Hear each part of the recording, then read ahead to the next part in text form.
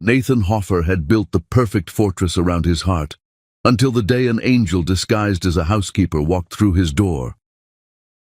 The 42nd floor of Hoffer Tower pierced the Dallas skyline like a steel blade, and at its summit sat a man who had forgotten the warmth of human touch. Nathan stood behind floor-to-ceiling windows, his reflection ghost-like against the sprawling metropolis below. At 34, he commanded an empire worth $12 billion, yet felt emptier than the homeless man he'd passed entering the building. 16 years, 16 long years since the car accident that had stolen everything, his fiancée Emily, his ability to father children, and most devastatingly, his capacity to feel anything beyond the cold satisfaction of a profitable quarter. "Mr. Hoffer?" Magnolia Beauregard's honeyed voice drifted through the intercom. "The new housekeeping candidate has arrived for her interview." He didn't turn from the window. "Send her to Augustus. I don't have time for domestic staff meetings." "Sir, after the tabloid incident, you specifically requested to personally approve all residential employees." The incident. 3 months ago, his previous housekeeper had photographed his private spaces and sold them to gossip magazines. The violation had cut deeper than any business betrayal. His penthouse was his sanctuary, the only place where he could drop his mask of corporate perfection. "Conference room, 5 minutes." Nathan straightened his Armani tie and strode toward the meeting space, his Italian leather shoes echoing in the marble corridor. The executive floor exemplified minimalist luxury, clean lines, muted grays, expensive emptiness, like his existence. He pushed through glass doors, expecting the usual parade of middle-aged professionals with impeccable references and forgettable personalities. Instead, time stopped. She sat with perfect posture, hands folded gracefully in her lap, wearing a simple black dress that had seen better days, but somehow made her appear regal. Dark hair was pulled into a neat chignon, revealing the elegant curve of her neck. When she looked up, Nathan experienced something dormant for 16 years. A jolt of pure, undeniable attraction. Her eyes held the warmth of melted chocolate, intelligent and deep, with an inner fire that made his pulse quicken. High cheekbones spoke of indigenous heritage, while full lips curved into a professional smile that didn't quite reach those magnificent eyes. Beautiful, yes, but more than that, she radiated warmth that seemed to fill the sterile conference room with life. "Mr. Hoffer," Augustus rose, his British accent crisp as always. "May I present Miss Margie Perez? Her references are exceptional." Nathan found his voice, though it emerged rougher than intended. "Miss Perez." She stood with fluid grace, extending her hand. "Mr. Hoffer, thank you for considering me." Her accent carried musical traces of Mexico, soft and melodious.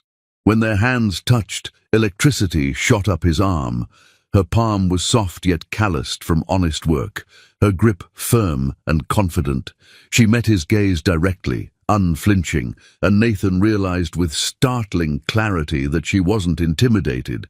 Everyone was intimidated by him. CEOs, senators, socialites, they all cowered beneath his ice-cold stare. But not her. She looked at him as if he were simply a man, not the corporate predator the media had dubbed the Ice King of Dallas. "Your experience?" he asked, reluctantly releasing her hand. "I worked for Dr. Beaumont Ashworth's family in Houston for 4 years. Before that, I managed cleaning services for several downtown office buildings. I understand the importance of discretion and absolute respect for privacy." Her English was careful and precise, with only the faintest hesitation on complex words. Nathan wondered how many languages she spoke, how many barriers she'd overcome to sit in this room. "Why did you leave the Ashworths?" Pain flickered in her eyes, quickly masked but unmistakable. "Dr. Ashworth relocated to Boston for a research position. I chose to remain in Texas to care for my grandmother." Family. The word struck Nathan like a physical blow. He'd once had family, parents who died in a plane crash when he was 27, a fiancée who'd perished in the same automobile accident that had destroyed his future. Now he had only employees and business associates who feared or wanted something from him. "This position requires living on site," Nathan said, his voice colder than he intended. "The penthouse includes staff quarters. Hours are irregular, and I value privacy above all else." "I understand completely, sir. Discretion is paramount in any professional arrangement." Professional arrangement. The words should have been reassuring, yet they felt like chains tightening around his chest. Nathan studied her face, searching for signs of the gold-digging behavior he'd encountered countless times. Beautiful women had tried every manipulation to get close to him, sensing his wealth like predators scenting blood. But Margie Perez regarded him with polite professionalism and something else. Something that made his frozen heart skip. Compassion. As if she could see past his expensive armor to the wounded man beneath. "Augustus will show you to your quarters," Nathan said abruptly. "You begin tomorrow at 7. He turned to leave, but her voice stopped him. "Mr. Hoffer." He looked back, and she smiled. Genuinely this time, warm and radiant. "Thank you for this opportunity. I promise you won't regret it." Nathan nodded curtly and left the room, his heart hammering against his ribs. In the elevator ascending to his penthouse, he pressed the button with hands that barely trembled while trying to regain composure. It was merely attraction, a biological response to a beautiful woman. He was human, after all, not a machine. He could control this. The elevator doors revealed his sanctuary, 3,000 square feet of minimalist perfection. Floor-to-ceiling windows offered a panoramic view of Dallas, while carefully curated artwork adorned the walls. Everything in its place, cold and flawless and utterly lifeless. Nathan walked to his bar and poured 3 fingers of 25-year-old Macallan. The scotch burned his throat, but couldn't warm the chill settling in his chest. He'd spent 16 years constructing this fortress of solitude, and now one woman with chocolate eyes threatened to bring it all crashing down. His phone buzzed with a text from Magnolia. "Board meeting moved to 9 a.m. tomorrow. Also, your mother called again about Thursday dinner. She's bringing someone special for you to meet." Nathan grimaced. Melanie Hoffer remained determined to marry him off to suitable candidates, refusing to accept that he had no intention of producing heirs or continuing the family legacy. How could he explain that a man who couldn't give a woman children had no right to pursue love? He walked to his bedroom, noting the pristine surfaces and perfectly made king-sized bed. Tomorrow, Margie would move through these rooms, touching his belongings, breathing life into his carefully controlled environment. The thought both thrilled and terrified him. Nathan stripped away his suit and stepped into the rainfall shower, letting scalding water pound his shoulders. He'd hired her because she was qualified, he told himself, because she had excellent references and understood discretion. It had nothing to do with the way she'd looked at him, as if he were worth saving. Standing beneath the punishing spray, Nathan tried to ignore the voice whispering dangerous possibilities. For 16 years, he'd been content with emotional exile, convinced himself that a sterile man had no right to love.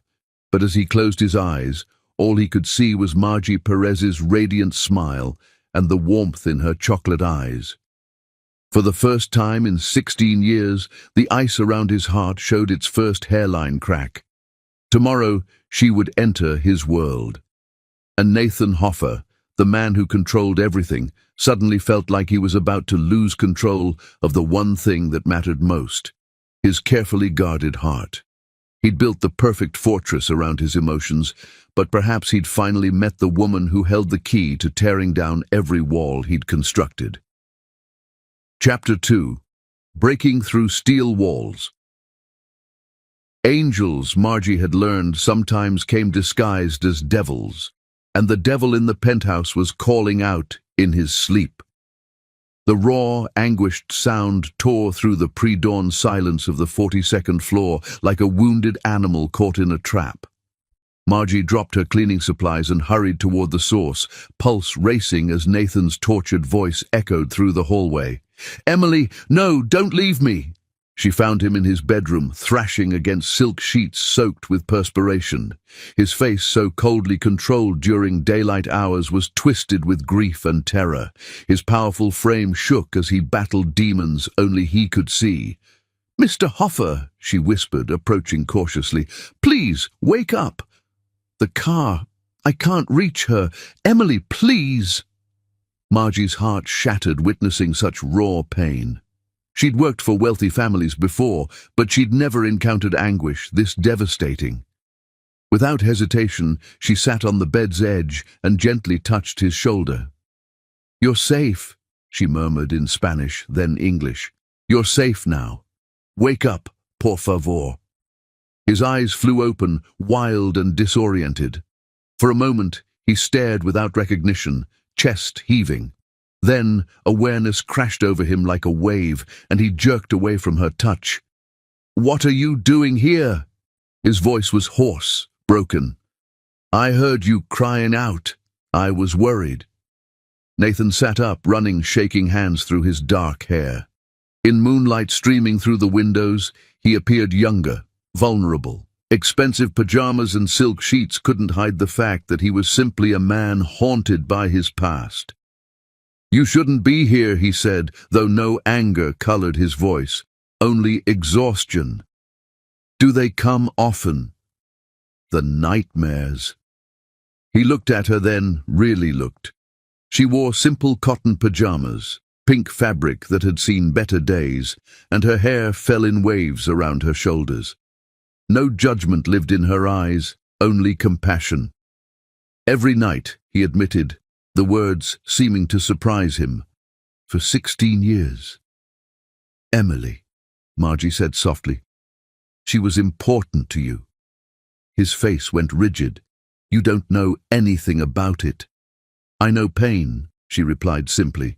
"I recognize what it looks like when someone carries ghosts." Something in her tone made him pause. "What ghosts do you carry, Margie Perez?" She remained quiet for a long moment, then spoke barely above a whisper. "I was 19 when I crossed the border. My parents died in a factory fire in Juarez. American company, Mexican workers, no safety regulations. I came here with nothing but hope and my abuela's prayers." Nathan's breath caught. "Alone?" "Not alone, never completely alone. I hired coyotes who promised safe passage." Her laugh was bitter. "They kept their promise, but the price—" She shook her head. "Some prices are too painful to speak of." Nathan understood. He'd seen enough of the world to know what happened to beautiful young women who trusted the wrong people. The fact that she'd survived, built a life here, spoke to strength he couldn't begin to fathom. "Your grandmother," he said. "She's ill?" "Diabetes. The medication costs more than I earn in 2 months, and she's too proud to ask for help. She raised me when my parents worked 16-hour days in that factory. Now it's my turn to care for her." Nathan found himself leaning forward, drawn by her quiet strength. "That's why you need this position." "I need this job," she confirmed. "But that doesn't mean I pity you, Mr. Hoffer.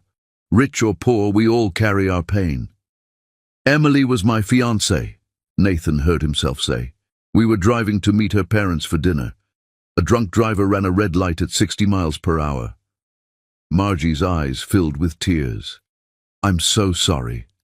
She died instantly. I spent 3 months in the hospital. When I finally woke up, doctors told me about the internal injuries. No children, they said. No biological legacy. Nothing to pass on." "Children don't create a legacy," Margie said firmly. "Love does.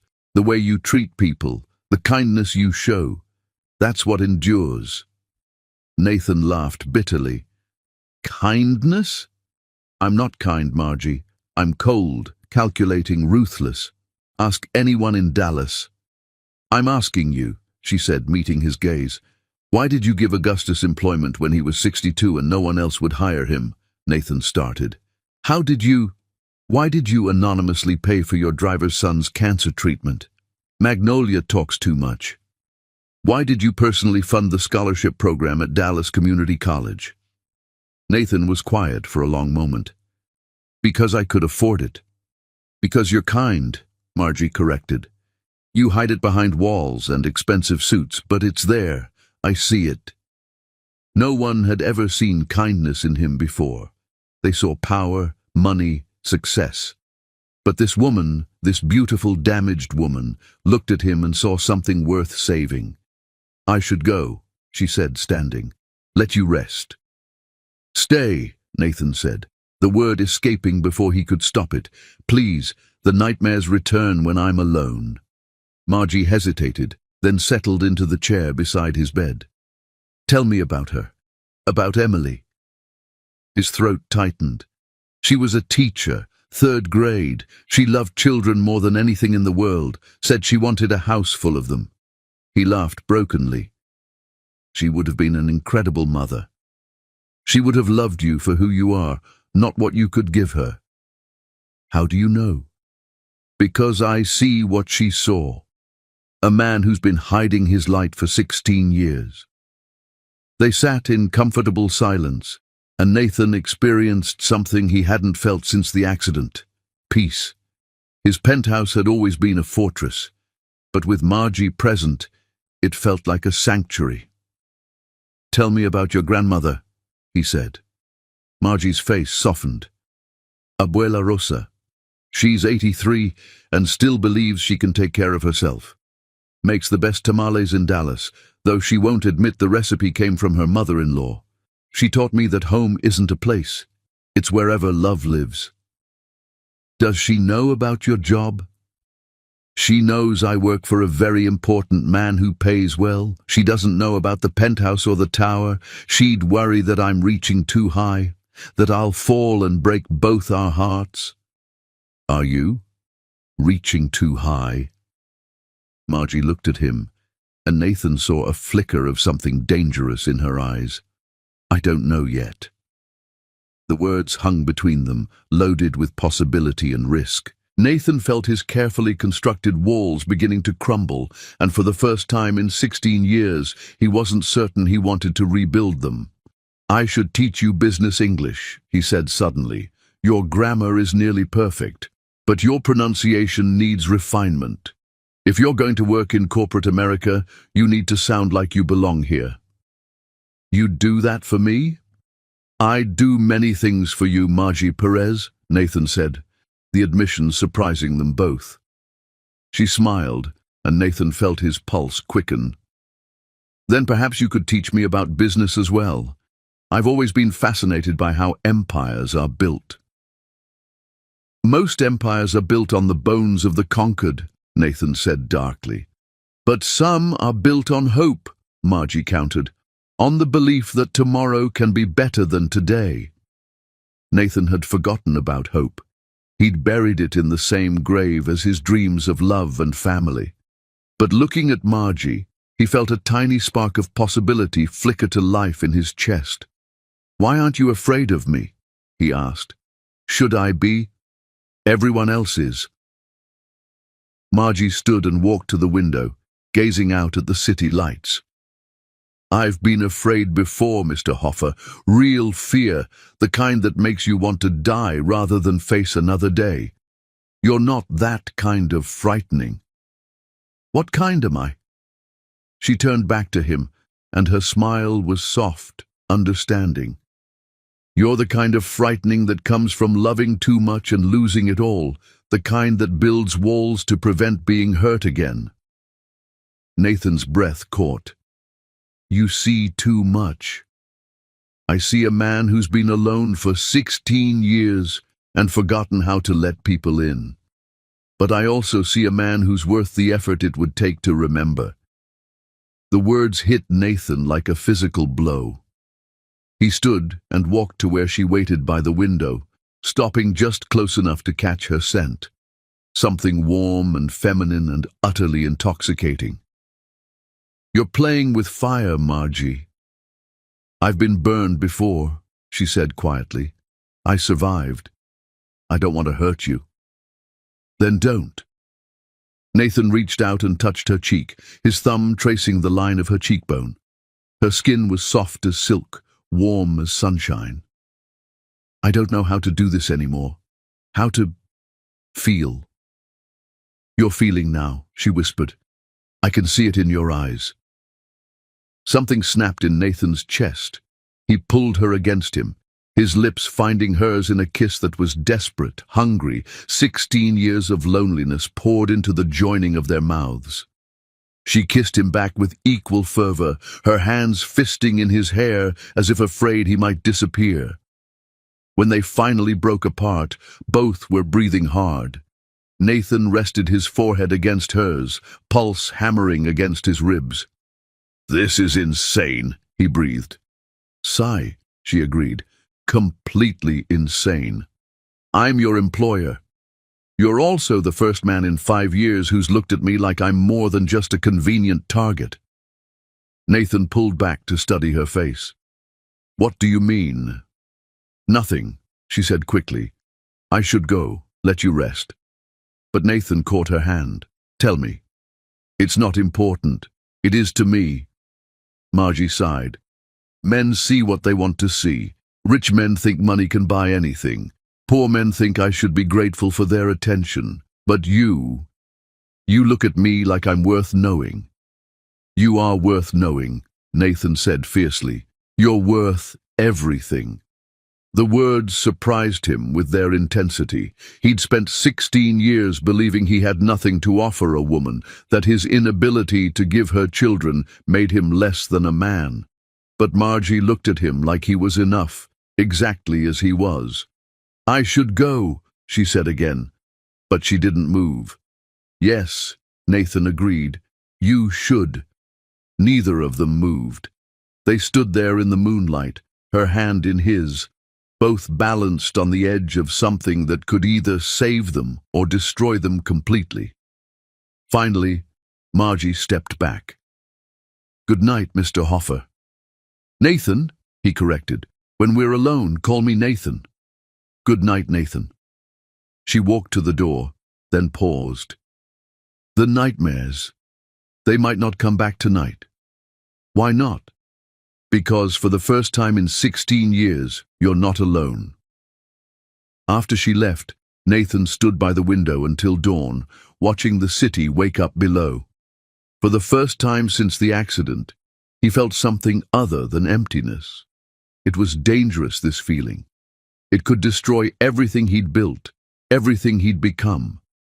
But as the sun rose over Dallas, Nathan Hoffer realized he was willing to risk it all for the woman who'd looked at his darkness and seen light. The ice around his heart was melting, and there was no going back. Chapter 3. The Heart's Awakening. The most dangerous thing about playing with fire wasn't getting burned. It was discovering you'd been cold your entire life. 2 months had passed since that moonlit night when Margie chased away Nathan's nightmares, and every dawn brought a sweet torture of stolen glances and careful distances. What had begun as English lessons had evolved into something far more precious, conversations that lasted until midnight, shared meals in the penthouse kitchen, and moments of connection that left both breathless with possibility. Nathan stood in his private office, watching Margie tend to his bookshelf with the same reverence others reserved for priceless artifacts. She'd transformed his sterile penthouse into something that felt almost like home. Fresh flowers appeared on his desk, simple daisies that cost nothing but meant everything. His coffee somehow tasted better, and he'd caught himself humming in the shower, a habit abandoned 16 years ago. "Your pronunciation is improving remarkably," Nathan observed, watching her reach for a volume on the highest shelf. "Gracias. Thank you. You're a patient teacher." Their evening study sessions had become the highlight of Nathan's existence. They'd sit in his study, ostensibly working on grammar and vocabulary, but really learning the careful ways two damaged hearts might learn to trust again. "Here, allow me," Nathan said, stepping close to retrieve the book she couldn't reach. The movement brought him directly behind her, near enough to smell her shampoo, something simple and clean that made his head spin. Her breath caught as his chest brushed her back, and Nathan felt that familiar fire race through his veins. "Nathan," she whispered, and the sound of his name on her lips was like a prayer. He should maintain distance, should preserve the professional boundaries that had been eroding a little more each day. Instead, he allowed his hands to rest on her waist, feeling the warmth of her through the thin cotton of her dress. "This is dangerous," he murmured against her ear. "I know." She leaned back against him, her head falling onto his shoulder. "But I can't seem to stop." Nathan's carefully maintained composure finally cracked. He turned her in his arms and kissed her with all the passion he'd been restraining. She responded immediately, her hands tangling in his hair as she kissed him back with equal desperation. When they finally broke apart, both were breathing hard. Nathan cupped her face in his hands, marveling at how perfectly she fit against him. "I've wanted to do that since the moment I met you," he confessed. "What took you so long?" she asked, her smile soft and teasing. "Fear," he admitted. "I haven't felt this way about anyone since Emily. It terrifies me." "I'm not Emily," Margie said gently. "I'm not going anywhere." "You might. When you truly know me, when you see all the darkness I carry, you might run. Try me." Nathan led her to the leather sofa in his study, pulling her down beside him. The city lights twinkled below, but all he could see was her. "I wasn't always like this," he began. "Before the accident, I was different. I laughed more. I dreamed about the future, about building something lasting. Emily used to say I lit up a room when I smiled." "I've seen that smile," Margie said. "When you don't think anyone's watching, when you're reading something that amuses you. It's beautiful." After she died, I shut down completely. It was easier than feeling the pain. I built this empire, this reputation, this fortress of a life. I told myself I was protecting what remained of me. But you were just surviving, not living. "Exactly. Until you." Nathan traced the line of her jaw with his finger. "You make me want to live again, to feel again, and that frightens me more than any corporate takeover." "Why?" "Because I have nothing to offer you. I can't give you children, can't give you the family you deserve." Margie's eyes flashed. "Did I ask for children?" "No, but did I ask for anything beyond what we have right now in this moment?" "No." "Then stop deciding what I want and let me tell you." She took his hands in hers. "I want you, Nathan Hoffer. Not your money, not your empire, not some fantasy of what you think you should be. I want the man who has nightmares about losing someone he loved. I want the man who secretly pays for strangers' medical bills. I want the man who looks at me like I'm worth more than gold. You deserve so much more. I deserve to choose, and I choose you." The words broke something open in Nathan's chest. He kissed her again, softer this time, pouring all his gratitude and growing love into the connection of their lips. When they parted, he rested his forehead against hers. "I think I'm falling in love with you," he whispered. "I know," she said, smiling. "I'm falling too." They held each other as the city sparkled below, two hearts that had been broken learning to beat in rhythm again. Nathan had never felt so vulnerable, so exposed, and yet so completely safe. "Tell me about your dreams," he said. "What did you want to be when you were little?" "A teacher, like Emily. I wanted to help children learn, to give them the tools to build better lives than their parents had." "Why didn't you pursue it?" Margie's expression grew wistful. "Documentation. You need proper papers to teach in America, papers I don't have. So I clean houses and save money and hope that someday... What if I told you I could help with that? Nathan, no. I won't be your charity case. Not charity, investment. I'm starting a new foundation, educational opportunities for undocumented immigrants. You could be our first scholarship recipient. Margie stared at him. You do that? I'd do anything for you. But your board of directors, your investors, let me worry about them. The foundation will be my personal project, funded by my own resources. No one can dictate how I spend what's mine. Tears filled Margie's eyes. You don't understand what you're offering me. I understand that you're brilliant and kind and deserve every opportunity this country can provide. I understand that watching you achieve your dreams would make me happier than any business success ever could. I love you, she said simply. I love you so much it scares me. I love you too, more than I thought I could love anyone again. They kissed again, and this time there was no hesitation, no fear. Just two people who had found each other against impossible odds, who had chosen love over safety, vulnerability over isolation. Stay with me tonight, Nathan said against her lips. Nathan ... Not like that. Not yet. I don't want to be alone anymore. Margie smiled. Neither do I. They moved to Nathan's bedroom, and for the first time in 16 years, he wasn't afraid of the dark. Margie curled against his chest, her breathing evening out as she fell asleep in his arms. Nathan lay awake, marveling at how different the world looked when you had someone to share it with. His phone buzzed with a text from his mother. Dinner Thursday. Evangeline will be there. Time to stop this ridiculous bachelor nonsense. Nathan deleted the message without responding. For the first time in his adult life, he didn't care what Melanie Hoffer thought about his choices. He'd found something worth fighting for, worth risking everything for. The next morning, Nathan woke to the scent of coffee and something that made his mouth water. He found Margie in his kitchen, humming as she cooked. Buenos dias, she said, turning to smile at him. I made breakfast. You don't have to cook for me. I want to. Sit. Nathan settled at his breakfast bar, watching her move around his kitchen with easy grace. She'd changed everything about his space without moving a single piece of furniture. She'd simply filled it with life, with warmth, with the kind of love he'd thought was lost to him forever. What are you making? Huevos rancheros, my abuela's recipe. She set a plate before him, and Nathan took a bite.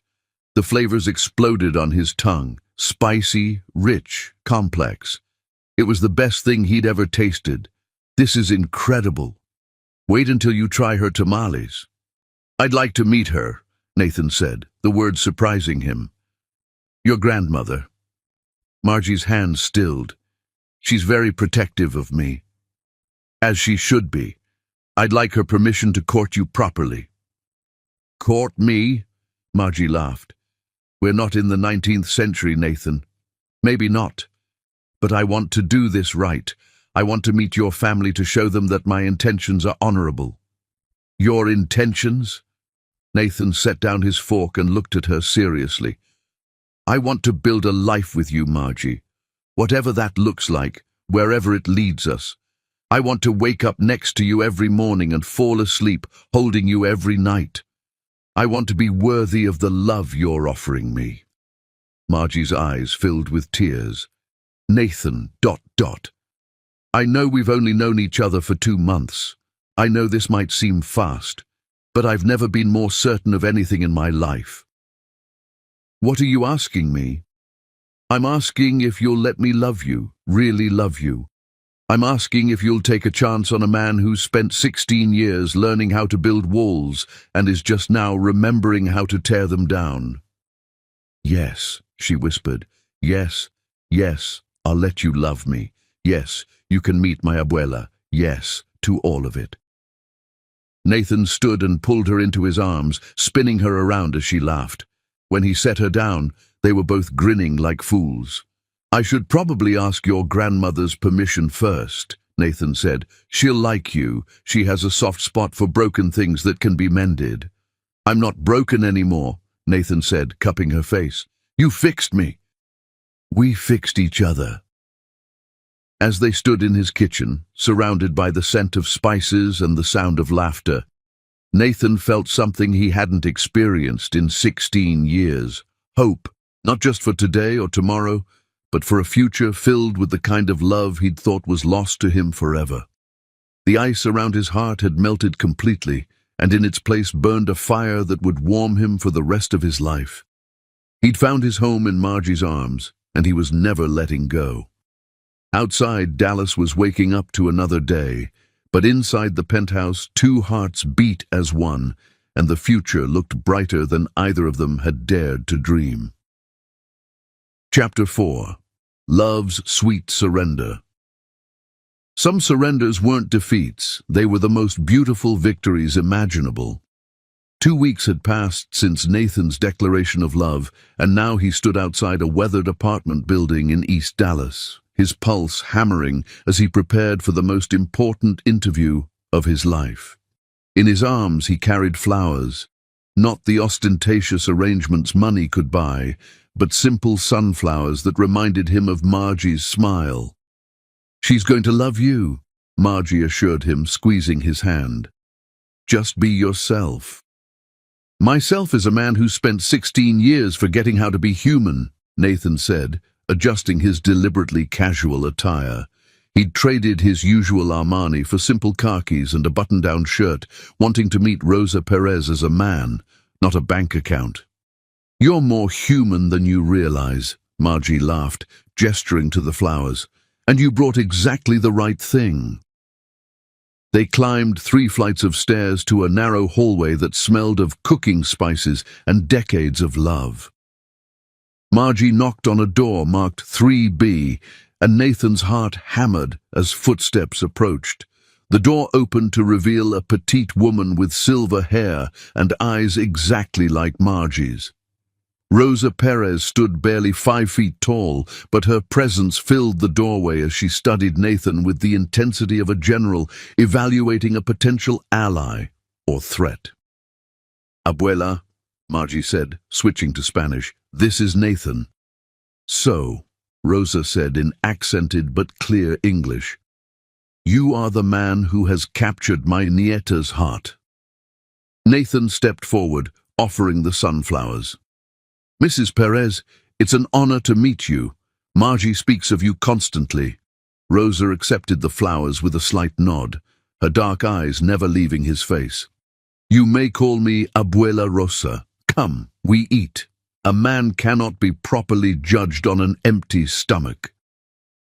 The apartment was small but immaculate, filled with family photographs and the scent of something that made Nathan's mouth water.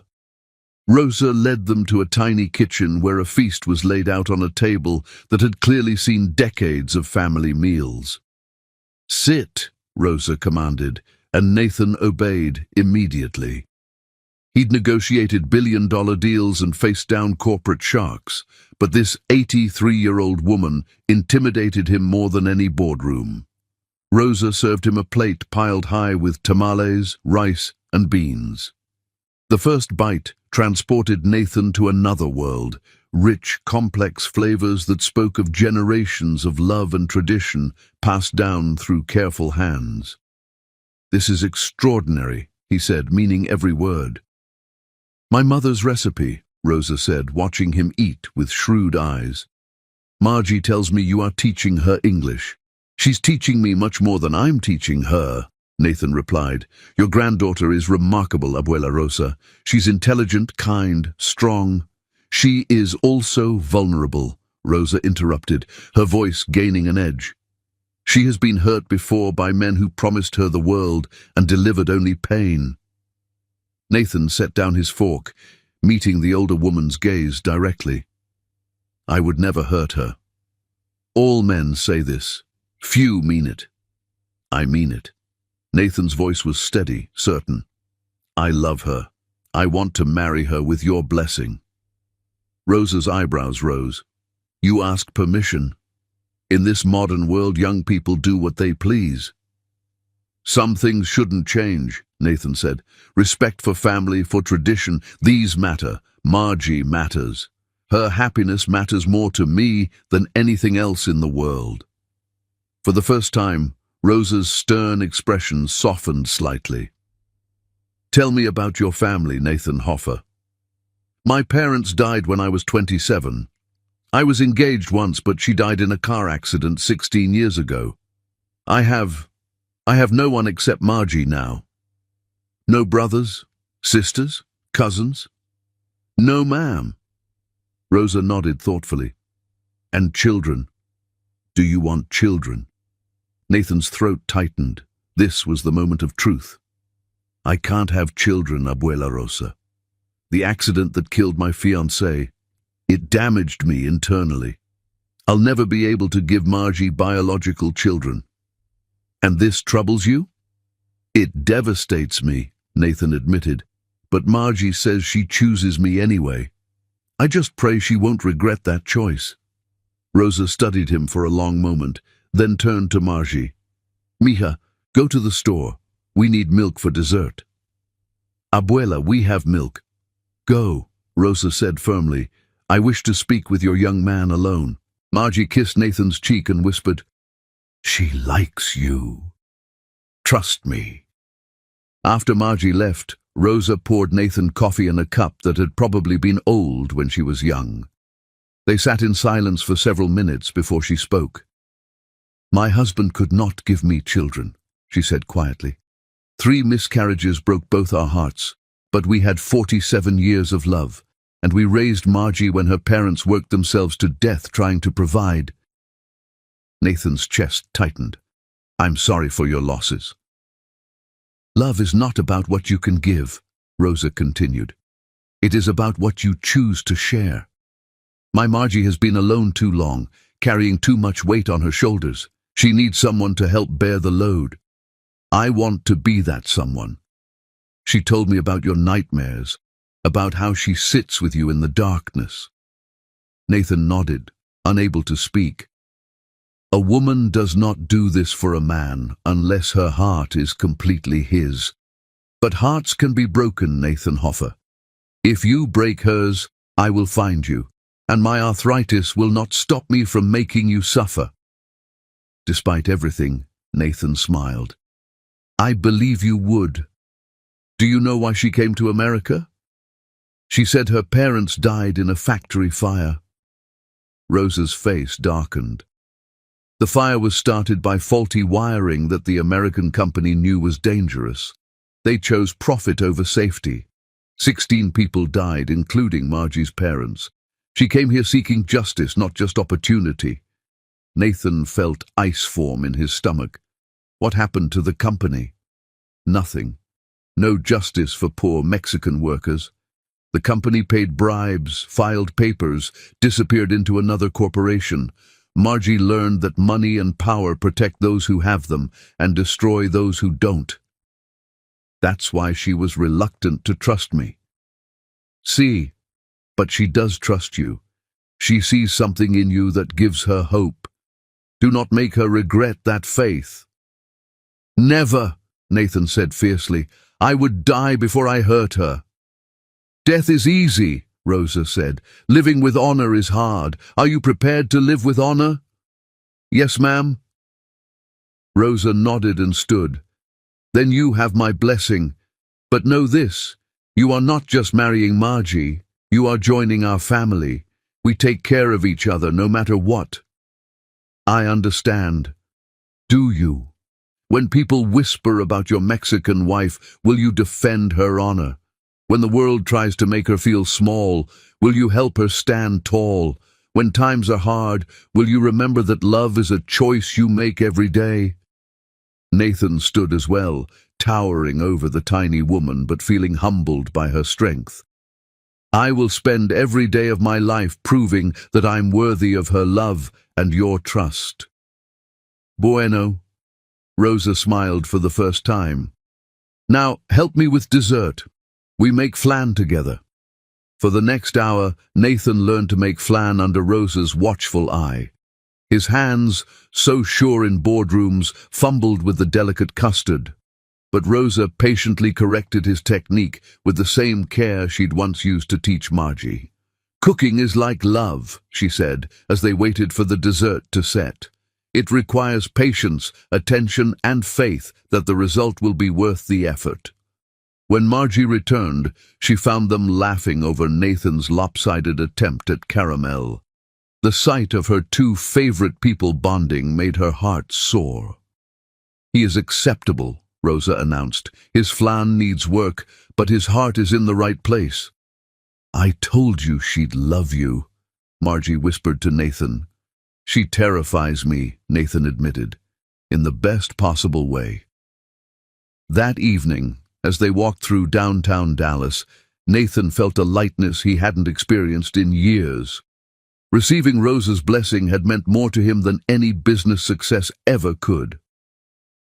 "There's something I want to show you," he said, leading Margie to a small park overlooking the Trinity River. In the center of the park stood a simple gazebo, strung with twinkling lights that turned the evening magical. Nathan had spent the afternoon preparing this moment, wanting it to be perfect.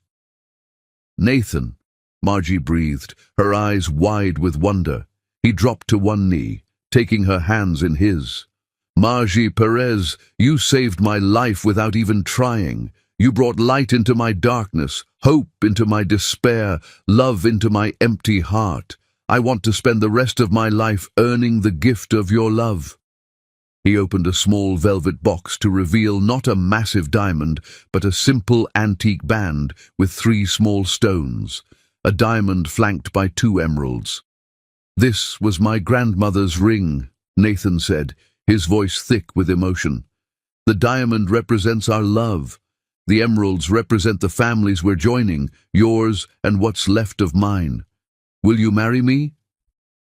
"Yes," Margie breathed, tears streaming down her face. "Yes, yes, 1,000 times yes." Nathan slipped the ring onto her finger with trembling hands, then stood and kissed her with all the love in his heart. When they finally broke apart, both were crying. "I love you," he whispered against her forehead. "I love you more than I knew it was possible to love someone." "Show me," she said softly. Nathan's breath caught. "Margie." "I'm sure, Nathan. I want to be yours completely." He lifted her in his arms and carried her to his car, both of them trembling with anticipation and love. The drive to his penthouse passed in a blur of stolen kisses at red lights and whispered promises. In his bedroom, bathed in moonlight streaming through floor-to-ceiling windows, Nathan set her down gently beside the bed.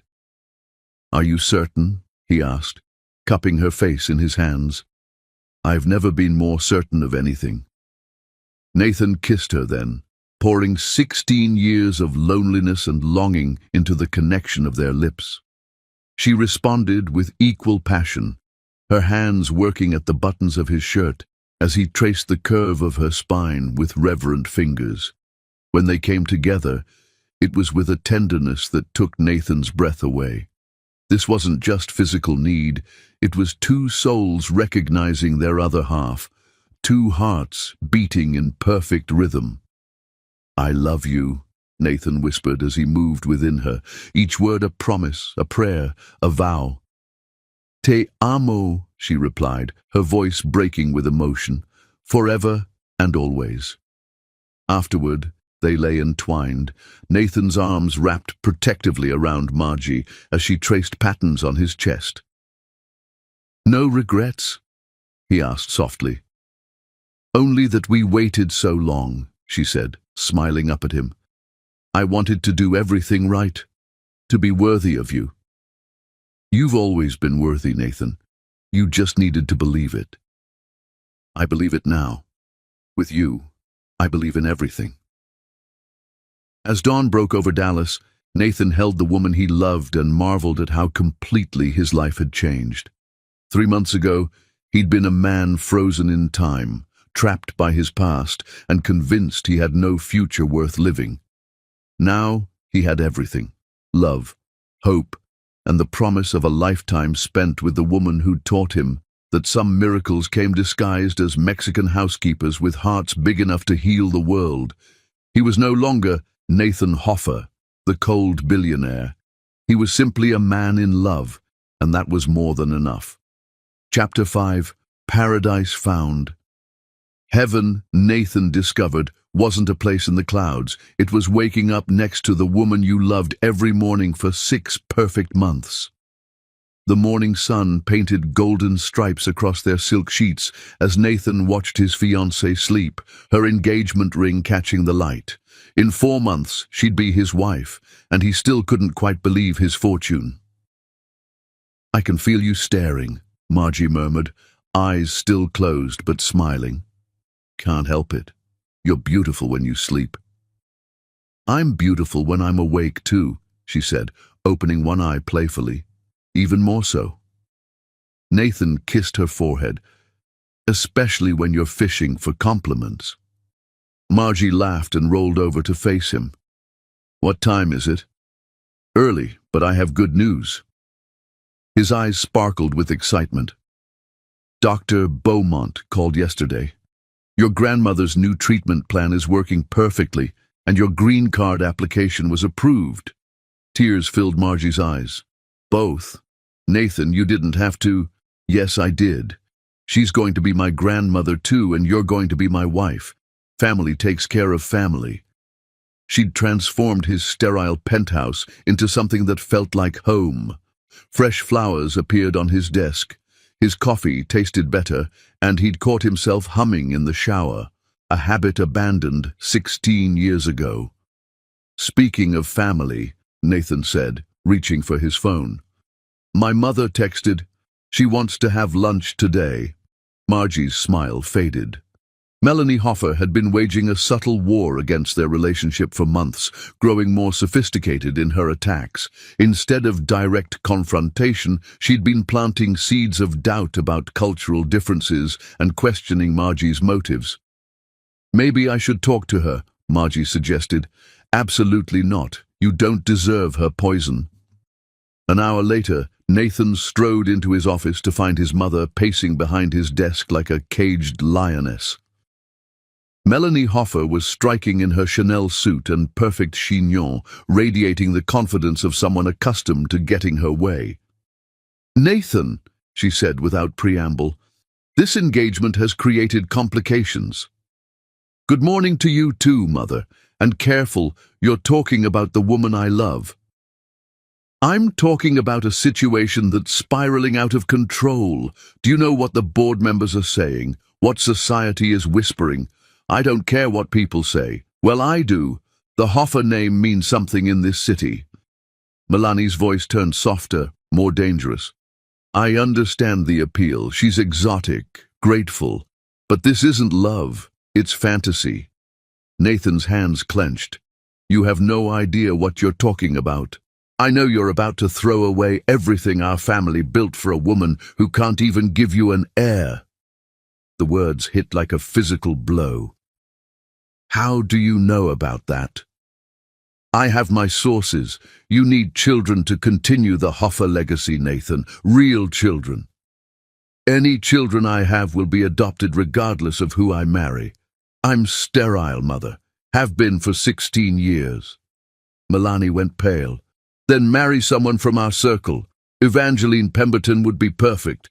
"I don't love Evangeline. I love Margie." "Love fades. Class endures."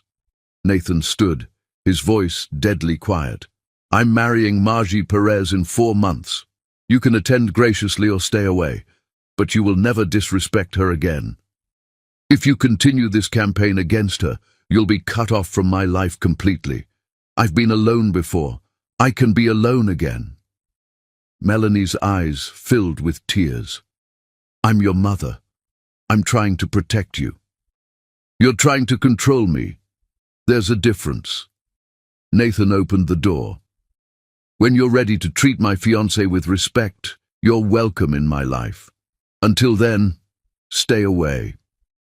After she left, Nathan found Margie in the kitchen preparing lunch. She took one look at his face and crossed to him immediately. "That difficult?" she asked, wrapping her arms around him. "She wants me to marry Evangeline Pemberton instead." "Maybe you should consider it," Margie said quietly. Nathan stared at her. "What?" "Your mother isn't wrong, Nathan. Evangeline comes from your world. She'd fit into your life without causing problems. You are my life. You and Rosa and the children will adopt. That's all I need."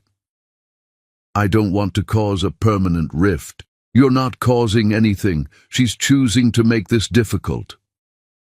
Nathan cupped her face. "I would rather have one day with you than a lifetime with anyone else. My mother will come around, or she won't. But I'm not giving you up." That evening at Rosa's apartment, Nathan told them both about Melanie's ultimatum. The older woman listened thoughtfully while serving her famous enchiladas. "The mother who thinks her son is too good for my granddaughter," Rosa said when he finished. "Something like that. I have known such women. They forget that love is a gift, not a business transaction." Rosa patted his hand. "Do not worry, mijo. Mothers who truly love their children want them to be happy. If she loves you, she will accept what makes you happy. And if she doesn't, then she loves her pride more than her son." Later that night, as they lay in bed, Margie traced circles on Nathan's chest. "What are you thinking about?" she asked. "How different my life is now. 6 months ago, I measured success by quarterly profits. Now I measure it by your smile when you wake up, by Rosa's laughter, by feeling like I finally belong somewhere. Do you miss the simplicity of your old life?" "Never. The only thing I miss is the 16 years I wasted before I found you." Nathan rolled over to face her. "I used to think I was broken beyond repair. You showed me I was just incomplete, waiting for you." "We found each other," Margie corrected. "Two broken pieces that fit perfectly together." As they fell asleep in each other's arms, Nathan marveled at how completely his world had transformed. He'd traded isolation for love, cynicism for hope, emptiness for a future so bright it took his breath away. But even as contentment washed over him, Nathan couldn't shake the feeling that storm clouds were gathering. His mother's threats echoed in his mind, and some part of him, the part that had survived 16 years of heartbreak, whispered that happiness this perfect couldn't last forever. Nathan pushed the thoughts away, focusing on the woman in his arms and the love that had already overcome so many obstacles. Whatever came next, they would face it together. After all, love like theirs was worth fighting for, worth risking everything to protect. Chapter 6. When Heaven Meets Hell. The cruelest truth about paradise was that it made you forget hell existed until the devil came knocking at your door with a federal badge. Nathan's world shattered with 3 sharp raps on his office door at exactly 11:47 a.m. on a Tuesday that had started like any other. He'd been reviewing foundation proposals with Margie, planning their charitable work after the wedding, when Magnolia's panicked voice crackled through the intercom. "Mr. Hoffer, there are federal agents here to see you. They say it's urgent." Nathan and Margie exchanged glances. "Send them in," Nathan replied, his voice steady despite the ice forming in his veins. The door opened to admit 3 people in dark suits, a woman with steel-grey hair and calculating eyes, a younger man with the bearing of military precision, and a third agent who remained by the door like a guard. "Mr. Hoffer," the woman said, flashing her credentials, "I'm Agent Casey, FBI Financial Crimes Division. This is Agent Rodriguez and Agent Kim. We need to speak with you privately." Nathan's pulse quickened, but his voice remained calm. "My fiancé can hear anything you have to say to me." "Sir, this concerns federal criminal charges. We strongly advise—" "She stays," Nathan said firmly, reaching for Margie's hand. Agent Casey's expression hardened. "Very well.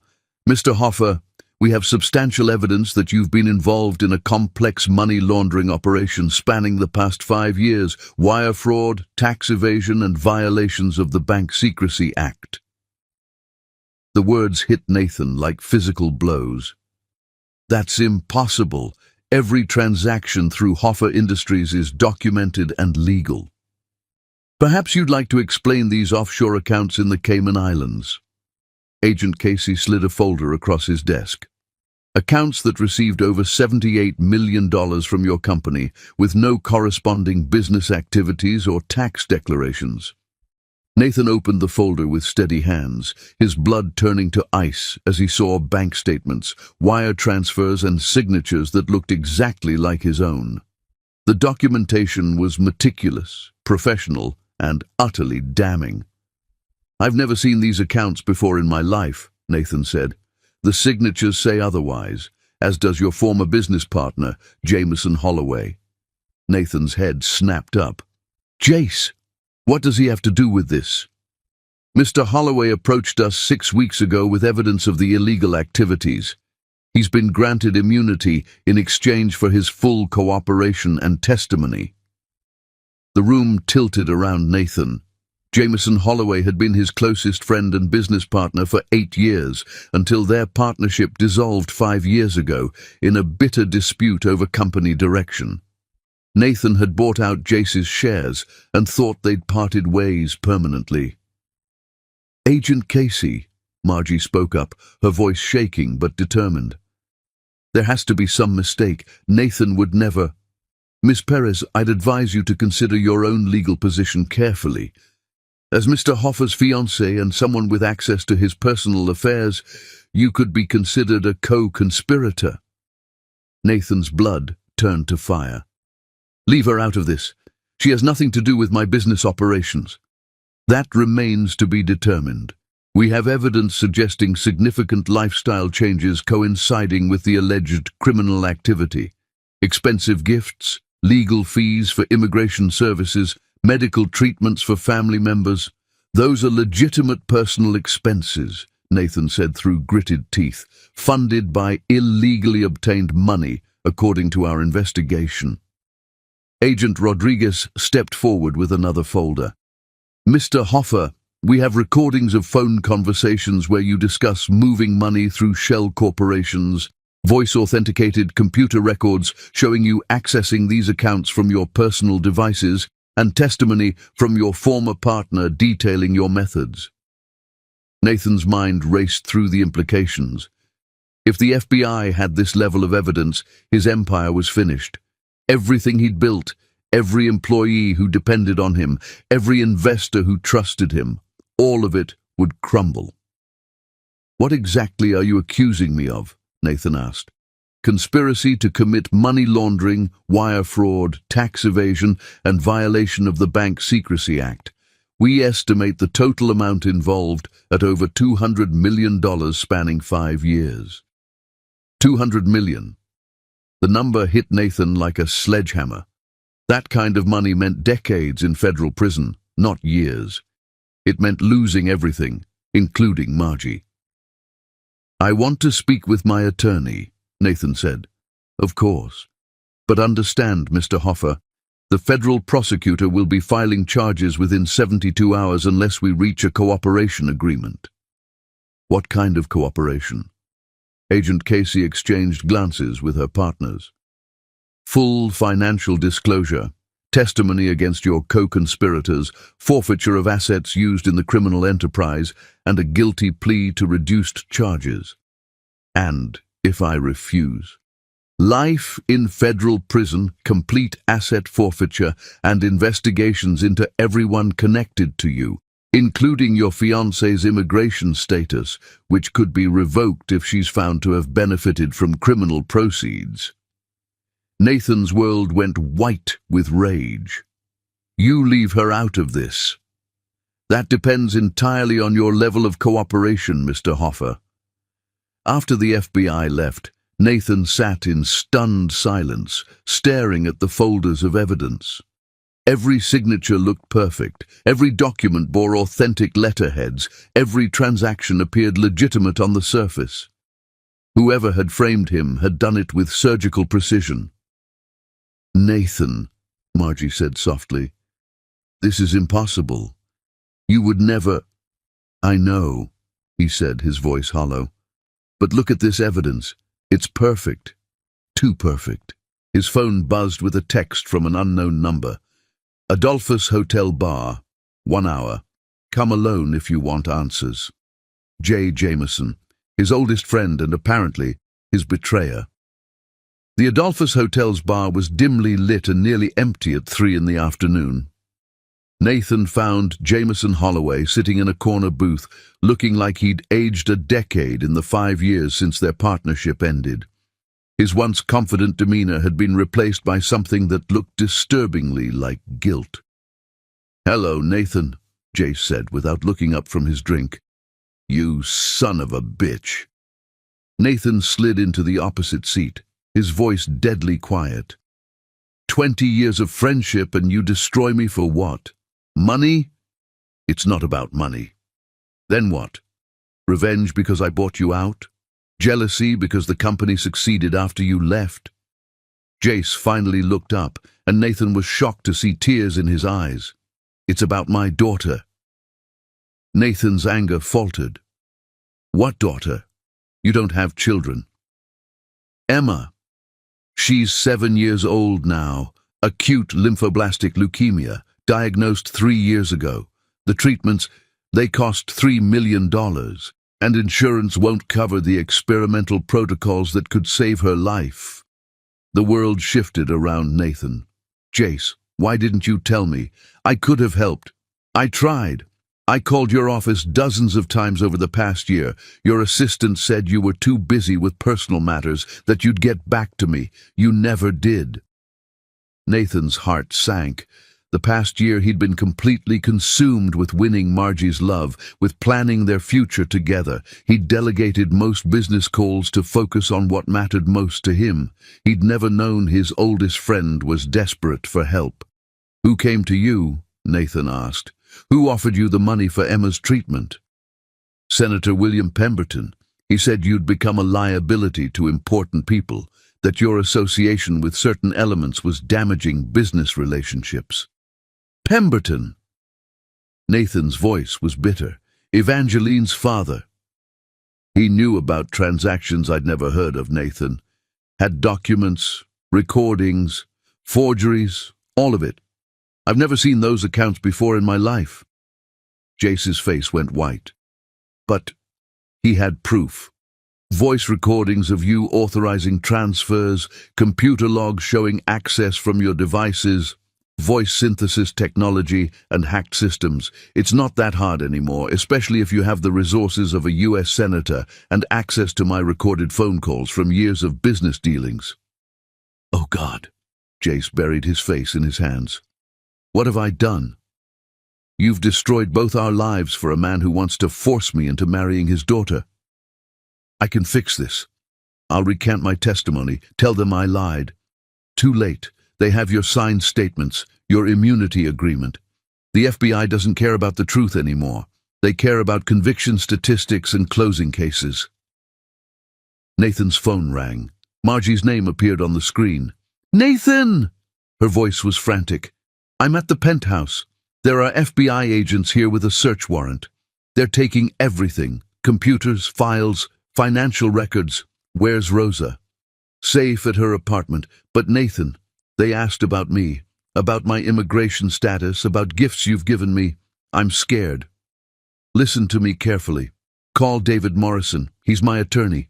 Tell him to meet us at the office immediately. And whatever you do, don't answer any questions without him present." Nathan hung up and turned back to Jace. "How much do you know about Pemberton's plan?" "Just that he wanted you discredited. He said you'd become too independent, too unwilling to play by the rules that people like him depend on." "What rules?" "I don't know. But Nathan, there's something else. Pemberton said the FBI is planning to arrest you tonight. He wanted you in custody before your wedding." 6 weeks. Nathan and Margie were supposed to be married in 6 weeks. Instead, he'd be in federal prison. and she'd be under investigation as a suspected accomplice. "I have to warn her," Nathan said, standing. "Nathan, wait." Jace grabbed his arm. "I'm sorry. I'm so goddamn sorry. If I'd known it was all lies." "You'd have done the same thing," Nathan said quietly. "You were trying to save your daughter's life. I understand. Is there anything I can do?" "Pray that Margie forgives me for what I'm about to do to her." Nathan drove through Dallas traffic like a man possessed, his mind calculating options and finding none. Every scenario ended the same way, with Margie's life destroyed because she'd loved him. He found her at the penthouse, surrounded by the chaos of the FBI search. Agents were boxing up his computers, photographing his artwork, cataloging everything of value. Margie stood in the living room like a lost child, her face pale with shock. "Nathan!" She ran to him, throwing her arms around his neck. "What's happening? Why are they doing this?" "Someone framed me," he said, holding her tight. "Used my identity to set up illegal accounts, forged my signatures on documents. The evidence is overwhelming." "But you're innocent." "It doesn't matter. I'm going to be arrested tonight, and anyone connected to me will be investigated. Your green card application, your status here, all of it could be revoked if they think you're involved." Margie's hands shook. "What are we going to do?" Nathan took her hands in his, memorizing the feel of her skin, the warmth of her touch. "You're going to disappear. Tonight. Take Rosa and go somewhere safe. Canada, maybe Mexico. Anywhere but here." "No." Her voice was fierce. "I'm not leaving you. You have to. If you stay, they'll destroy you to get to me. Your residency will be revoked, you'll be deported, and I'll be powerless to help you from prison. Then we'll fight this together." "With what?" "They have documents, recordings, witness testimony.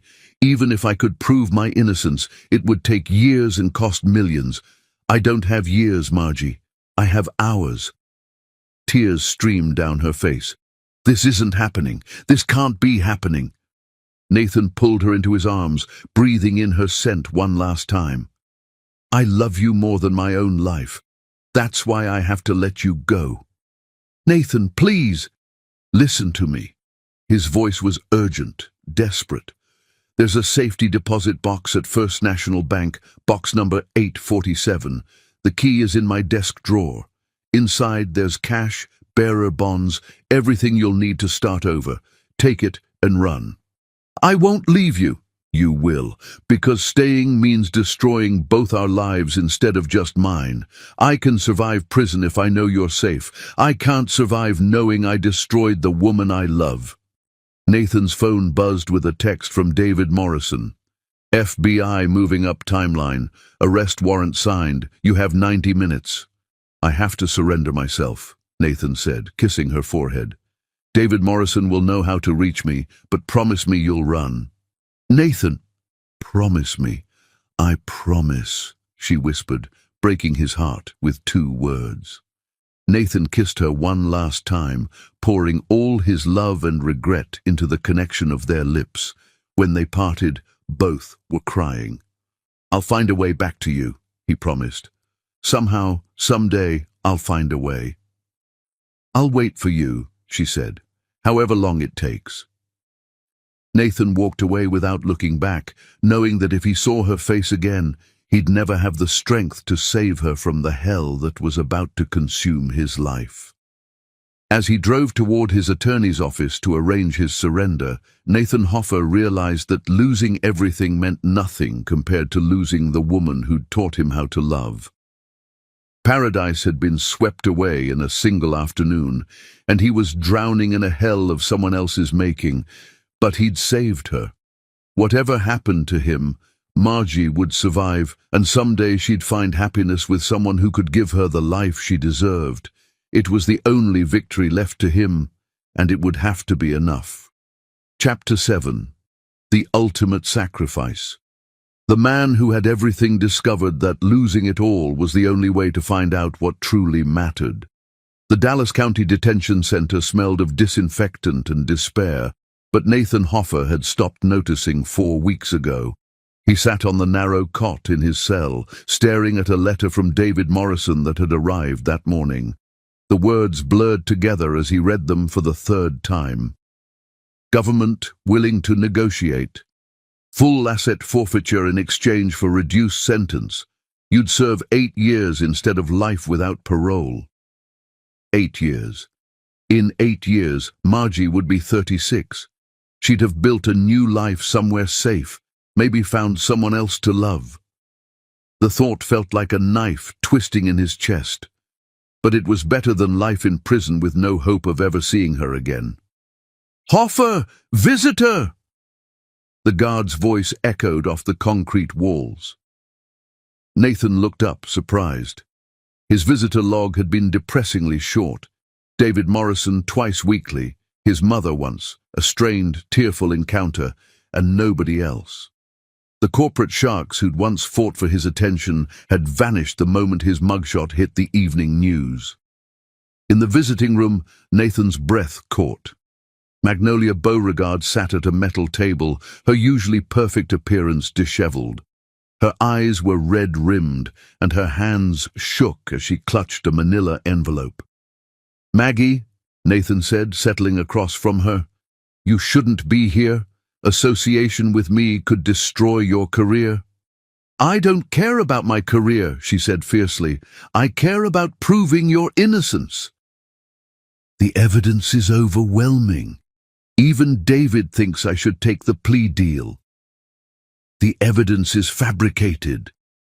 Magnolia opened the envelope with trembling fingers. "I've been working with someone for 3 weeks. Look at this." She spread photographs, financial records, and typed reports across the table. Nathan's hands trembled as he examined the documents. "These bank statements," Magnolia said, pointing to highlighted sections. "They show the Cayman accounts were opened using a sophisticated identity theft operation. But look at the digital fingerprints." Nathan studied the data. The IP addresses trace back to Washington, D.C. Senator Pemberton's office building. He's been planning this for years, Nathan, ever since you rejected his first attempt to arrange a marriage with Evangeline. This proves he created the accounts, but not that I didn't use them. Keep reading." Nathan flipped through pages, his pulse quickening as the scope of the conspiracy became clear. Shell companies registered to fictitious addresses using stolen identities, forged documents created with military-grade software, voice recordings assembled from hundreds of hours of Nathan's recorded phone calls, stitched together with AI technology to create conversations that never happened. "Jesus," Nathan breathed, "how deep does this go?" "Deeper than we thought. Pemberton has connections in the Justice Department, allies in financial regulatory agencies. He's been building a case against you for 3 years, waiting for the right moment to strike." "Why now?" Magnolia's expression grew sad. "Because you fell in love with someone who wasn't his daughter. Because you found happiness he couldn't control or manipulate." Nathan closed his eyes, overwhelmed by the scope of Pemberton's obsession. "How did you discover all this?" "I hired Remington Carstairs, that investigative journalist from El Paso. Cost me my entire savings and then some, but he has sources everywhere. Disgruntled staffers, whistleblowing agents, hackers who owed him favors." "Maggie, you shouldn't have... You gave me a chance when no one else would, Nathan. You trusted me with responsibilities beyond my experience, believed in me when I didn't believe in myself. I won't abandon you now." Nathan reached across the table and squeezed her hands. "This information, can we use it?" "Remy thinks so. He's building a story that will expose the entire conspiracy." "But Nathan..." She hesitated. "There's something else. Margie didn't run like you told her to." Nathan's heart stopped. "What do you mean?" "She's been working with Remy. She has connections you don't know about. People from her journey to America, immigrants who work in government buildings, cleaning services that see everything. She's been building a counter-investigation." "Where is she?" I don't know. She's using false identities, staying underground. But Nathan, she's risking everything to clear your name. If Pemberton finds out what she's doing..." Nathan's blood turned to ice. She could be killed. Or worse, Pemberton has friends in very dark places. That evening, Nathan lay on his cot, staring at the ceiling as his cellmate snored below. Margie was out there somewhere, risking her life to save him. The thought terrified and inspired him in equal measure. The next morning brought another unexpected visitor, one Nathan had hoped never to see again. Senator William Pemberton looked exactly like what he was, a career politician with silver hair, practiced smile, and the dead eyes of a shark. He wore an expensive suit and the kind of confidence that came from decades of wielding power without consequences. "Mr. Hoffer," Pemberton said, settling into the visitor's chair with casual arrogance, "you look terrible." "Senator, to what do I owe the displeasure? I think you know I'm here to offer you a way out of this unfortunate situation." "Your situation, you mean?" Pemberton's smile never wavered. "I don't know what you're talking about. You're facing serious federal charges for crimes you committed. I'm simply here as a concerned family friend offering assistance." "What kind of assistance?" "The charges can disappear, all of them. Your assets can be returned, your reputation restored. You can walk out of here today and pretend none of this ever happened.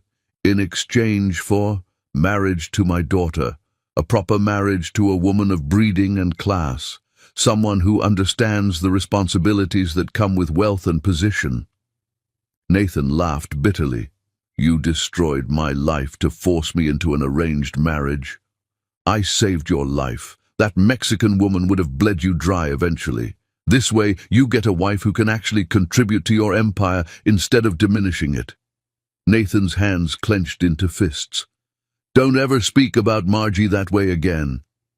Face reality, Mr. Hoffer. She's gone. Vanished without a trace, abandoning you the moment things got difficult. That should tell you everything you need to know about her character. She left to protect herself, like I told her to. She left because opportunists always do when the opportunities dry up. Evangeline would never abandon you. She understands loyalty, duty, family honor. I don't love Evangeline. Love is a luxury for poor people.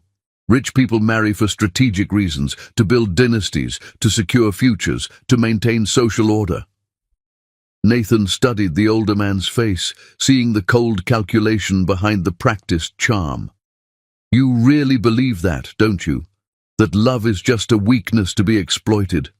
I believe in power. And the reality is that you have a choice. Marry my daughter and reclaim your life, or rot in prison for the next 30 years. There's a third option.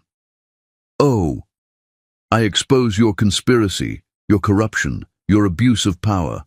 I destroy you the same way you tried to destroy me." Pemberton's smile finally slipped.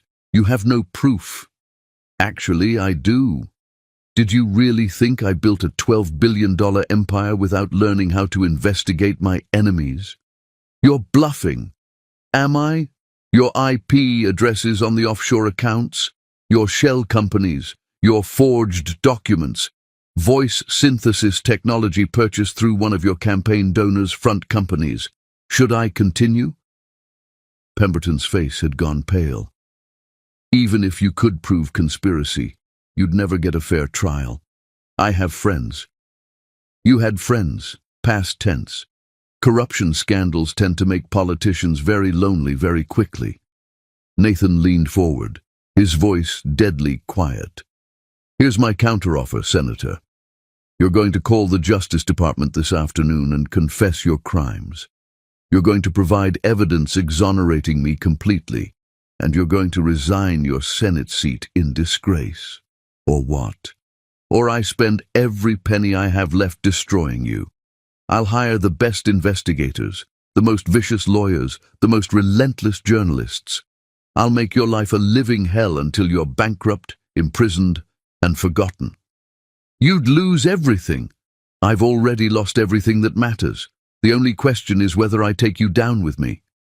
Pemberton stood abruptly, his composure finally cracking. "You're making a mistake, Hoffer.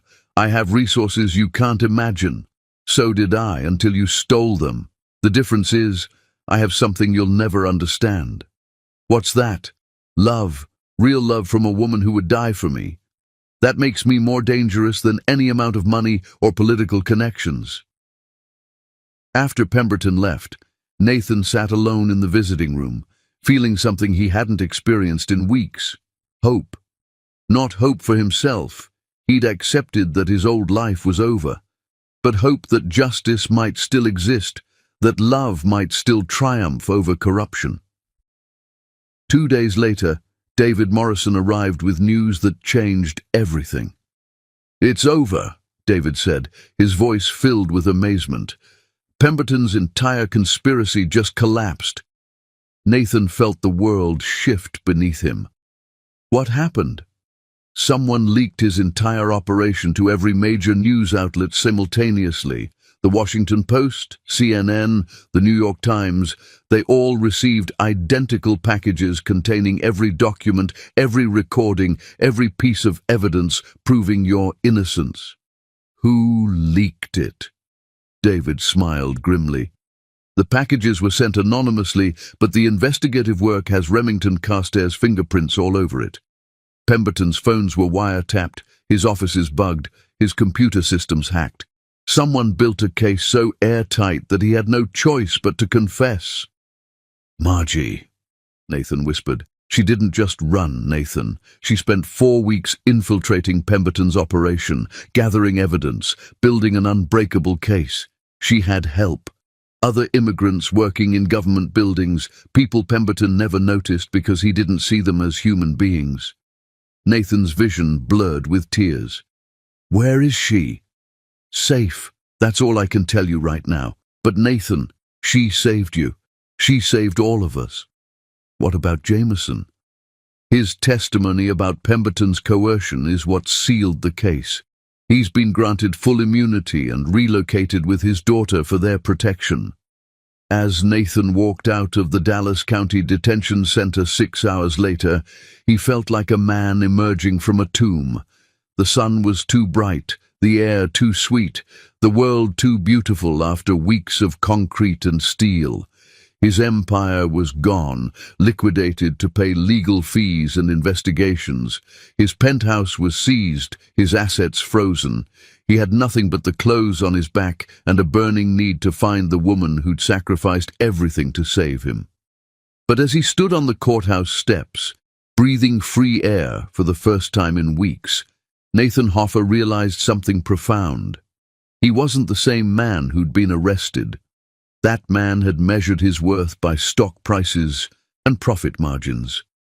This man knew that the only wealth that mattered was love. His phone buzzed with a text from an unknown number.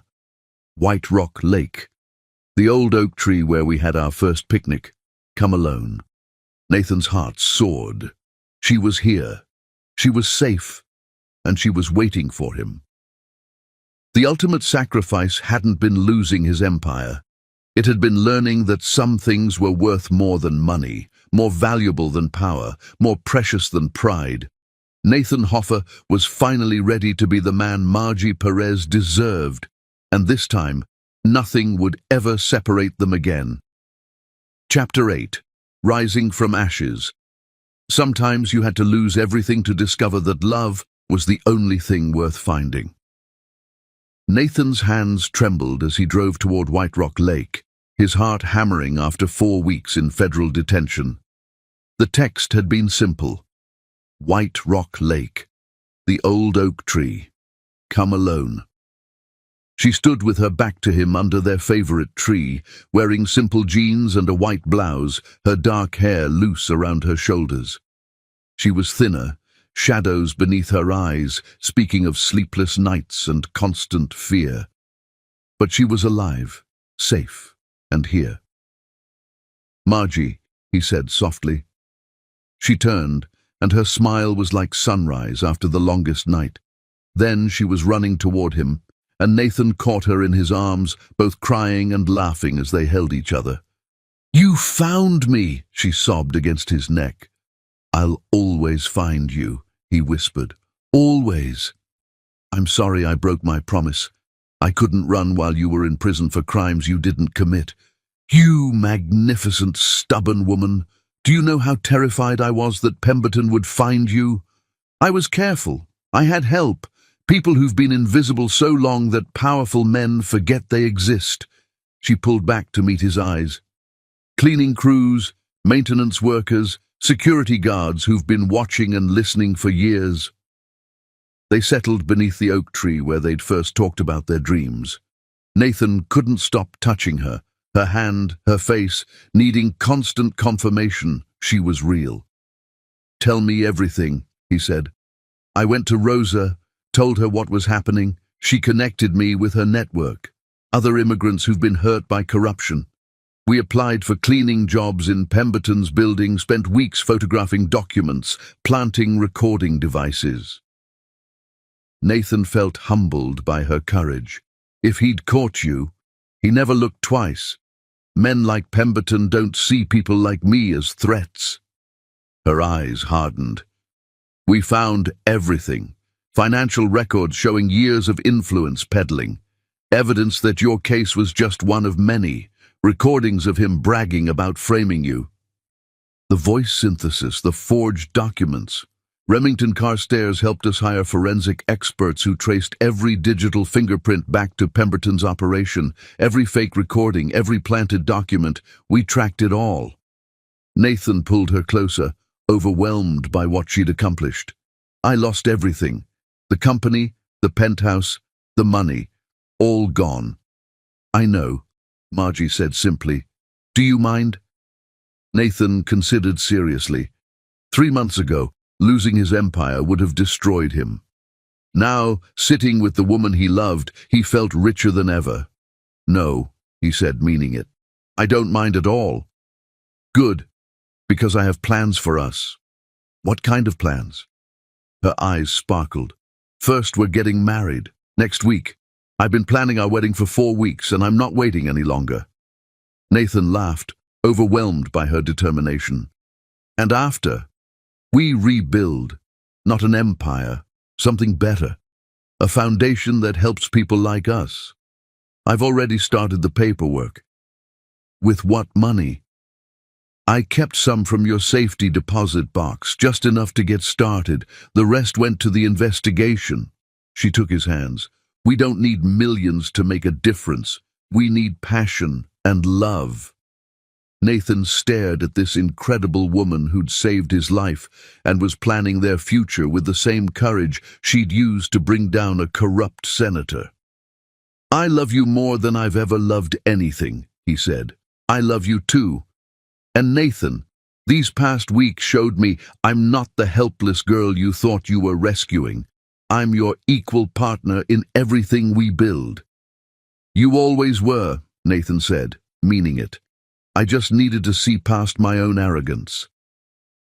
1 week later, Nathan stood at the altar of a small chapel in Oak Cliff, watching Margie walk down the aisle in a simple white dress Rosa had sewn. She carried sunflowers, and the small congregation included Rosa, Magnolia, Remington Carstairs, and even Jameson Holloway with his daughter Emma, now in remission.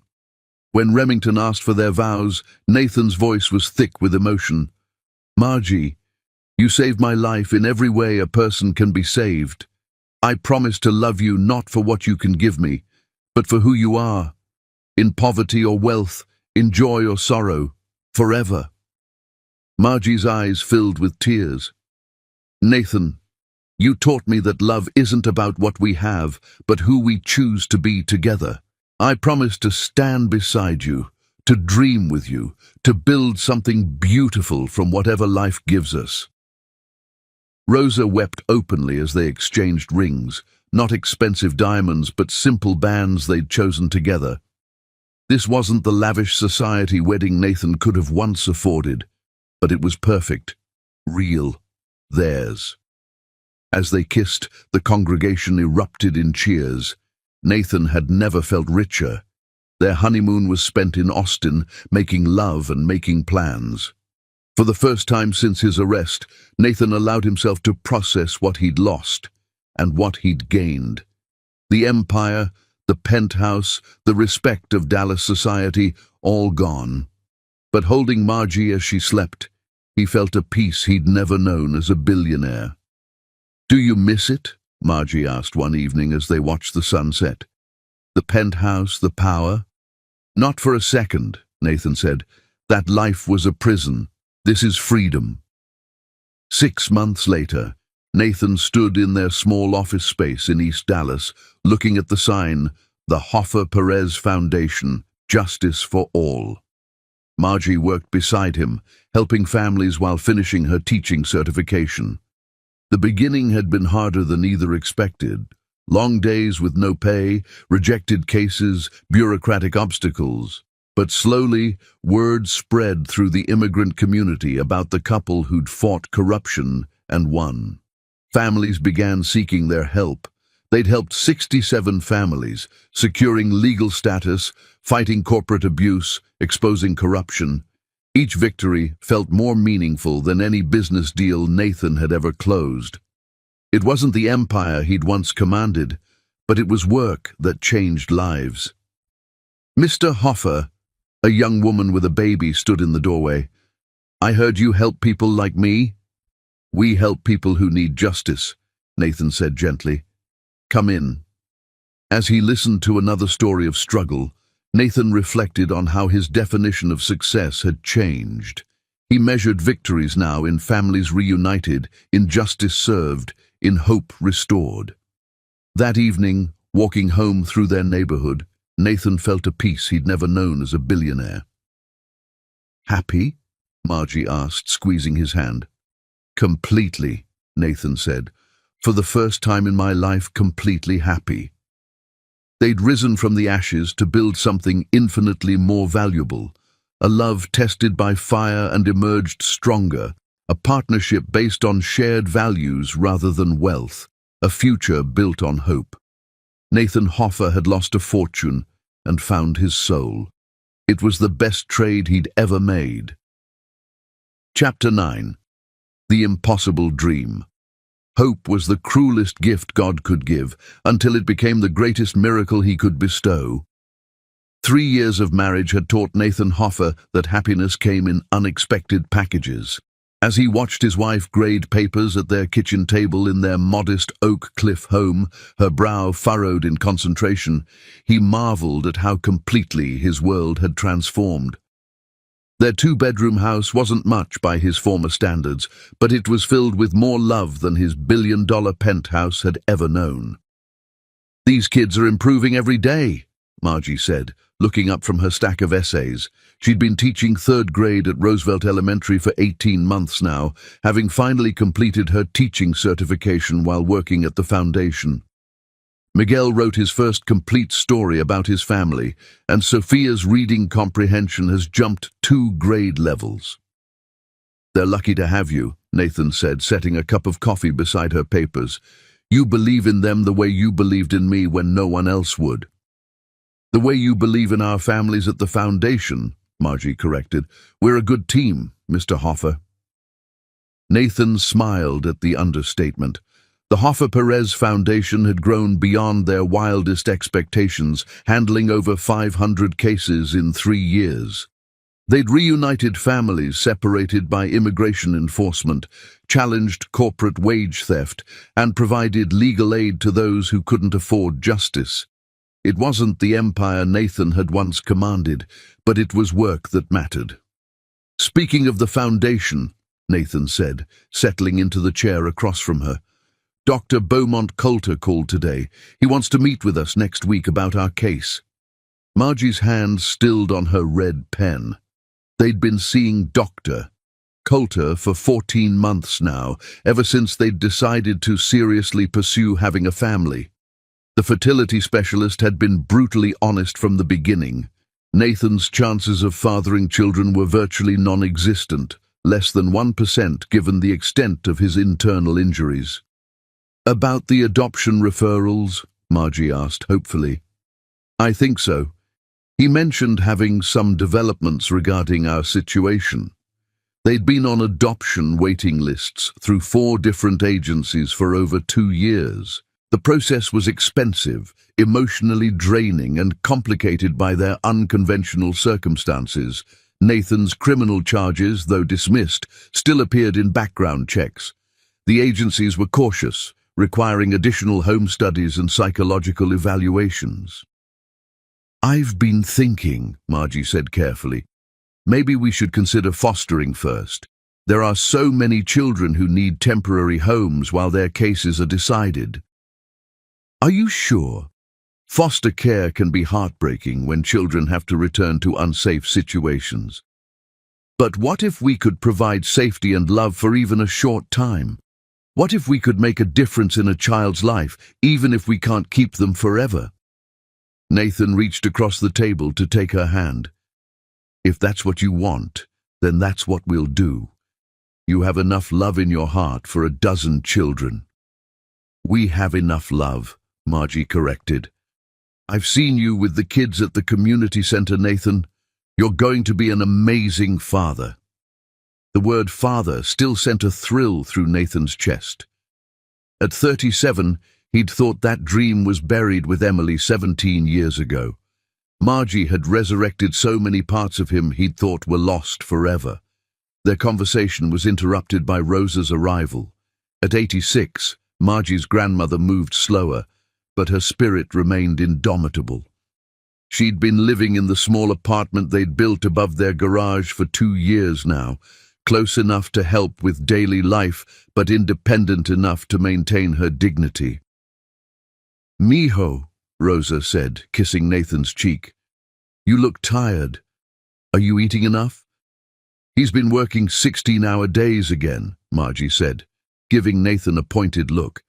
"The Martinez deportation hearing is next week. If we lose, 4 children get separated from their parents," Nathan explained. "I can't let that happen." "You cannot save everyone," Rosa said gently, settling into her favorite chair. "Even God rested on the 7th day." "I'll rest when justice doesn't require constant vigilance," Nathan replied, but he smiled to soften the words. "How are you feeling, Abuela? You seemed tired at dinner Sunday." "Old bones, nothing more. The doctor says my heart is strong as an ox, even if my knees disagree." They spent the evening playing dominoes and sharing stories, the kind of simple family time Nathan had never experienced growing up. His wealthy but distant parents had been more interested in social obligations than family bonds. This was what family should be. Later, as they lay in bed, Nathan sensed Margie's restlessness in the darkness. "What's wrong, mi amor?" he asked. "I've been having dreams again," she said quietly. "About babies, about holding our children. Good dreams or troubling dreams? Beautiful dreams, so real I wake up expecting to find a baby in my arms." Nathan pulled her closer. "Maybe they're prophetic dreams. Maybe the universe is preparing us for what's coming." "Do you really believe that?" "I believe in us. I believe love finds a way, even when medicine says it's impossible." The following week, they sat in Dr. Coulter's office, holding hands and trying not to hope too intensely. The fertility specialist was a compassionate man in his 50s who'd been honest about Nathan's condition from the beginning. "I wanted to discuss your options moving forward, Doctor," Coulter said, reviewing their file. "The adoption agencies have estimated 12 to 18 months before placement, which is actually faster than average for couples with your specific circumstances." "We've talked about fostering in the meantime," Margie said. "Excellent idea. Foster care provides wonderful preparation for eventual adoption." Dr. Coulter paused, studying Nathan's latest test results with unusual interest. "However, I wanted to discuss one more option with you." "What kind of option?" Nathan asked, his heart beginning to race. "Recent advances in fertility treatment have shown remarkable promise for men with conditions similar to yours. There's a procedure called microsurgical sperm extraction, combined with intracytoplasmic sperm injection. It's expensive and success rates are still low, but, Margie leaned forward eagerly. But in rare cases, men who've been considered completely sterile have fathered children. The key factor appears to be the body's ability to produce even minimal amounts of viable sperm, which can then be enhanced through hormone therapy and extracted for direct fertilization. Nathan felt his pulse hammering. What kind of success rates? Honestly, for someone with your level of damage, we're looking at roughly 3 to 5% chance of success per attempt. Most insurance won't cover it because it's considered experimental. How much would it cost? Margie asked. Approximately $60,000 for a complete treatment cycle, including multiple extraction attempts and several IVF rounds. Nathan's stomach dropped. $60,000 was more than they made in 2 years at the foundation. It was impossible. I understand the cost is prohibitive, Doctor, Coulter continued, but there are clinical trial opportunities, grants for couples in your situation, and some newer programs specifically for men with traumatic injuries like yours. We'll need to think about it, Nathan said, standing abruptly. Of course, but Nathan, and I hope you don't mind me being direct, at your age and with your specific condition, time is a factor. The longer we wait, the lower the chances become. In the car afterward, they sat in silence, both processing what they'd heard. 3 to 5%, Margie said finally. Practically zero, Nathan replied, and $60,000 we don't have. But still a chance. A chance to waste money we need for adoption fees and end up with nothing but heartbreak. Or a chance to have our own biological child. Nathan turned to look at her, seeing the hope and longing in her eyes. Margie, I can't put you through that kind of disappointment. What if we spend everything we have and it doesn't work? What if it does work? The odds, I know the odds, Margie's voice cracked. I also know that every single thing about our love story has defied the odds.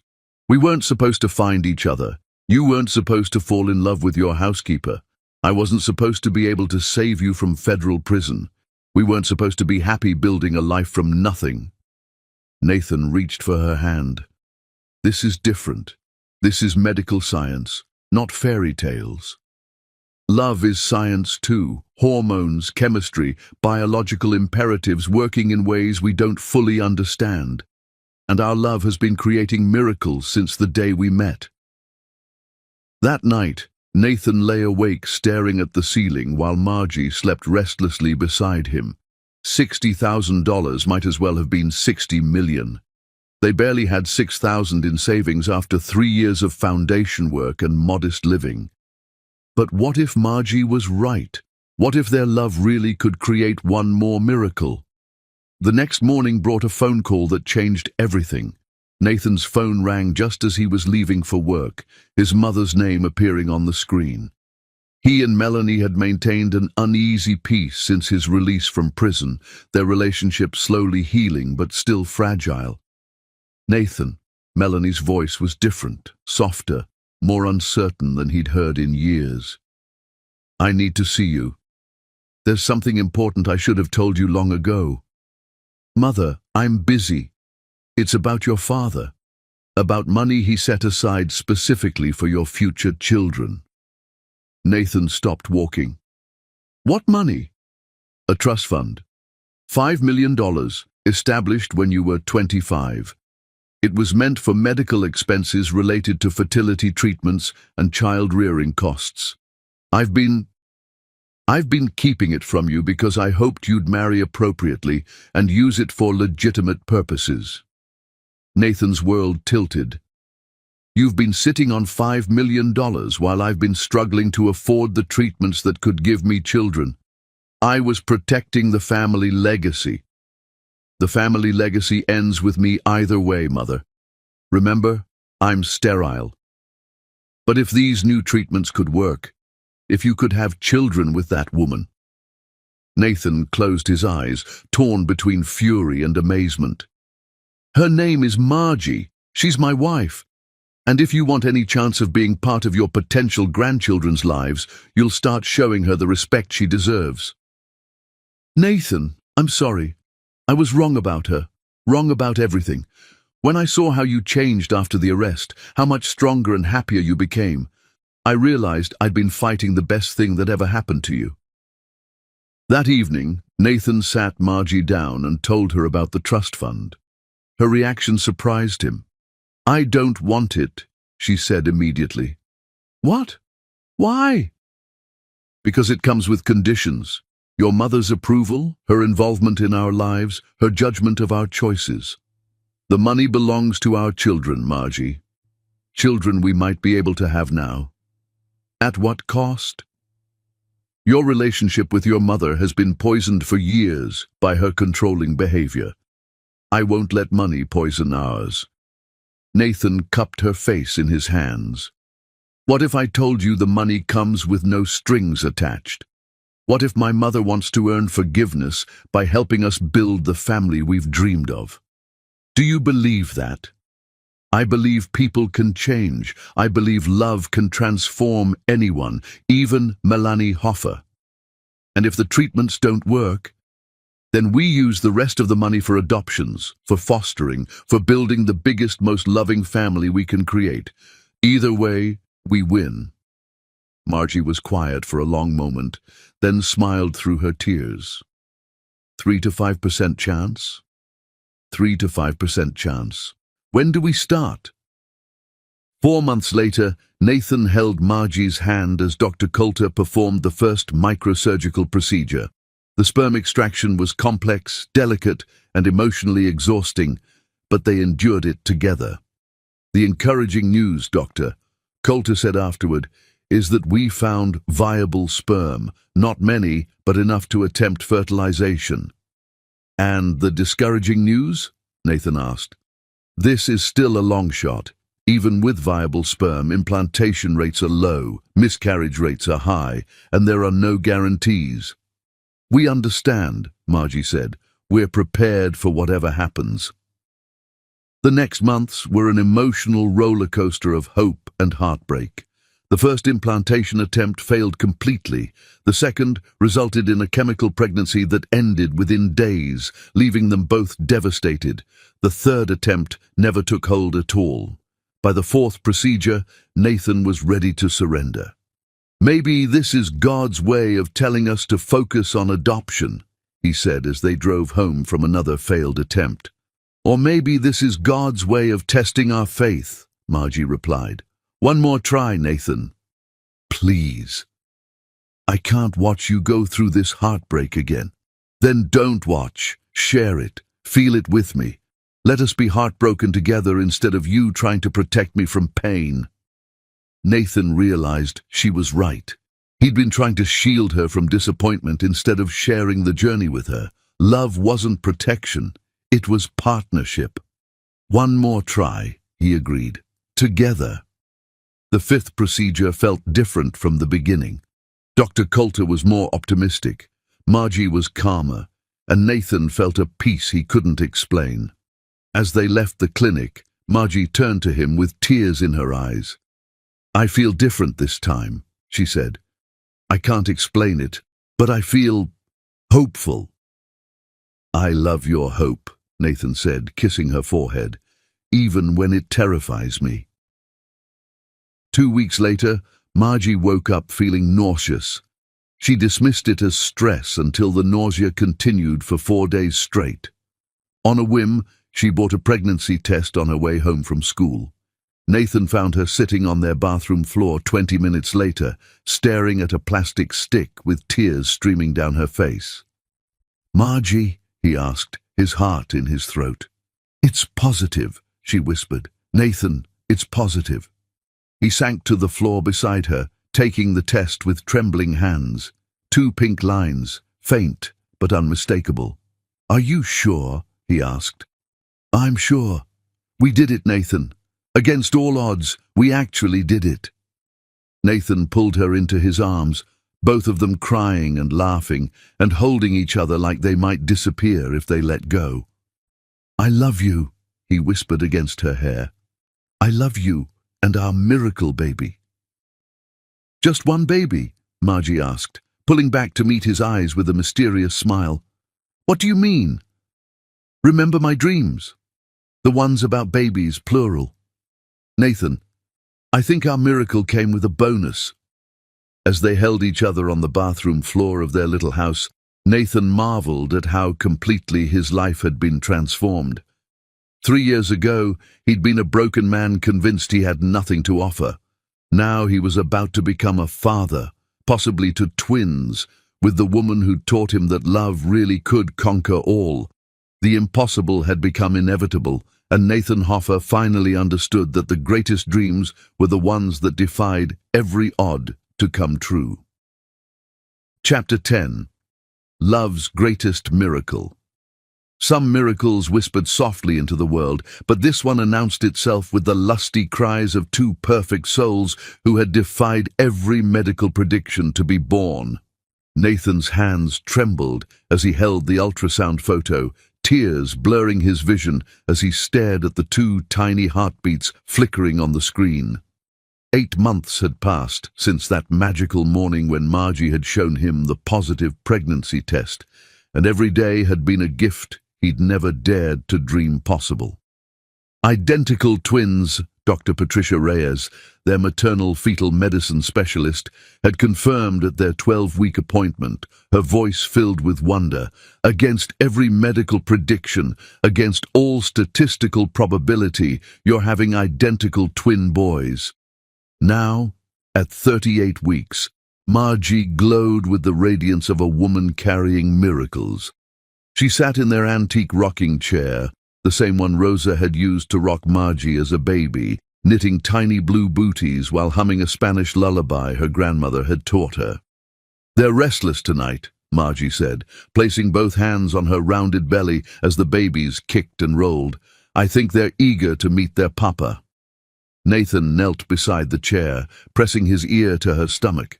Almost immediately, he felt a tiny foot kick against his cheek, followed by what felt like an elbow from his brother. His heart overflowed with love so intense it took his breath away. "Hello, little warriors," he whispered to her belly. "It's Daddy. We can't wait to hold you." As if responding to his voice, both babies settled into stillness, and Nathan marveled at the connection he already felt to these children who had fought against impossible odds to exist. Dr. Coulter had called it a medical phenomenon, not just the conception against overwhelming odds, but the healthy development of identical twins when the pregnancy should have been extremely high risk.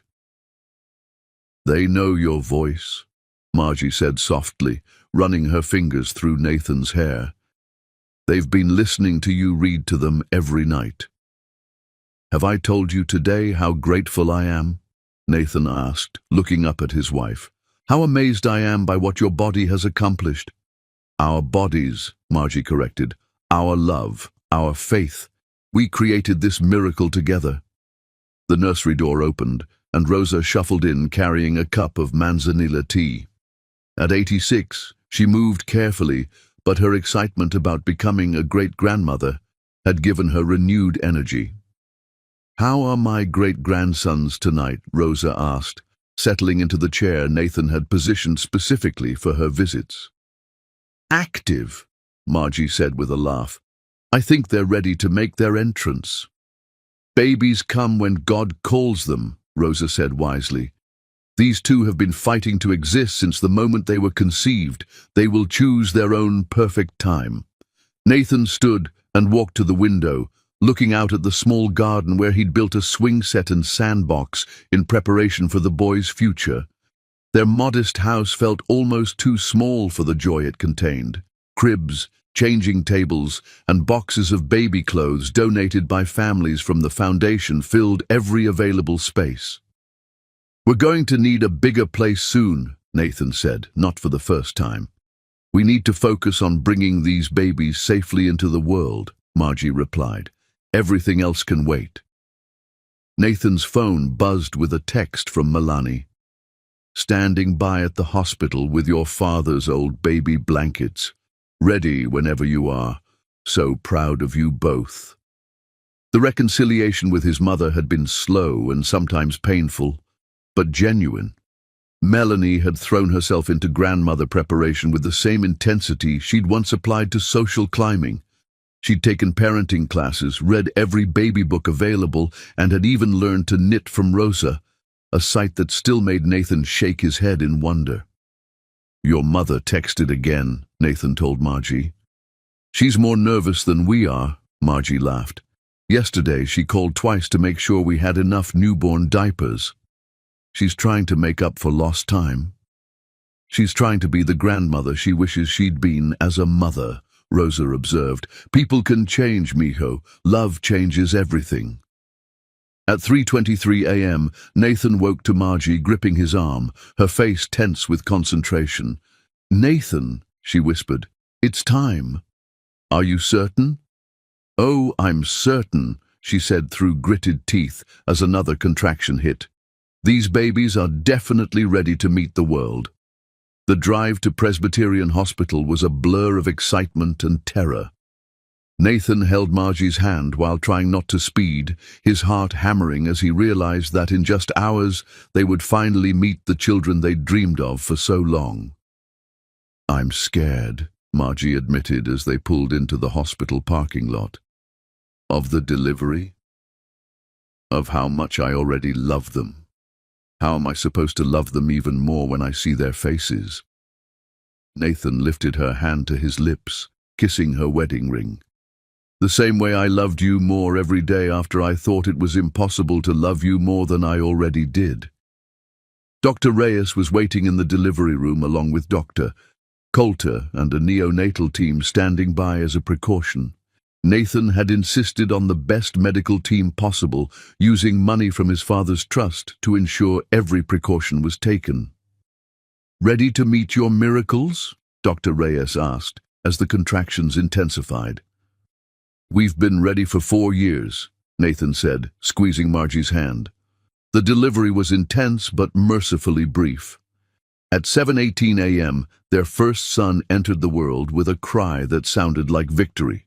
Nathan watched in awe as Dr. Reyes lifted the tiny, perfect baby, his skin pink and healthy, his lungs clearly strong. "He's beautiful," the doctor said, placing him on Margie's chest. "Absolutely perfect." Nathan stared at his son, and felt his world shift on its axis. He was impossibly small, incredibly perfect, with dark hair like his mother's, and what looked like green eyes that seemed to look directly at him. "Hello, my angel," Margie whispered, tears streaming down her face. "Hello, my beautiful boy." 4 minutes later, their second son made his entrance with equal drama, announcing his arrival with cries that echoed through the delivery room. He was slightly smaller than his brother, with the same dark hair, but what appeared to be chocolate-brown eyes like Margie's. "And here's number 2, Doctor," Reyes said, placing the second baby beside his brother on Margie's chest. "2 perfect, healthy boys. Congratulations, Mom and Dad." Nathan couldn't speak. He stood frozen, staring at his wife and children, overwhelmed by love so profound it felt like drowning in light. These perfect little beings had existed only as dreams and prayers just hours ago. Now they were real, breathing, crying miracles lying in their mother's arms. "Nathan," Margie said softly, "come meet your sons." He approached the bed on trembling legs, reaching out with shaking fingers to touch his first son's tiny hand. The baby immediately grasped his finger with surprising strength, and Nathan felt his heart expand beyond what he'd thought was possible. "He knows you," Margie said, watching their son hold tight to Nathan's finger. Nathan leaned down to touch his second son's cheek, marveling at the incredible softness of his skin. The baby turned toward his touch, and Nathan felt tears he didn't know he was crying fall onto the blanket. "I can't believe they're real," he whispered. "I can't believe they're ours," Margie replied. "What are we going to name them?" Nathan asked. They'd discussed dozens of possibilities but had never settled on final choices. Margie looked at their first son, then their second, her face radiant with joy. Gabriel Nathan Hoffer, she said, touching their first son's tiny nose, for God's strength and the Father who will love him unconditionally. And his brother, Nathan asked, Diego Rosa Hoffer, for the journey that brought us together and the great-grandmother who taught us about love. Gabriel and Diego, Nathan repeated, tasting the names. Perfect. The next hours passed in a blur of visitors, photographs, and wonder. Rosa arrived first, taking turns holding each great-grandson while crying tears of joy.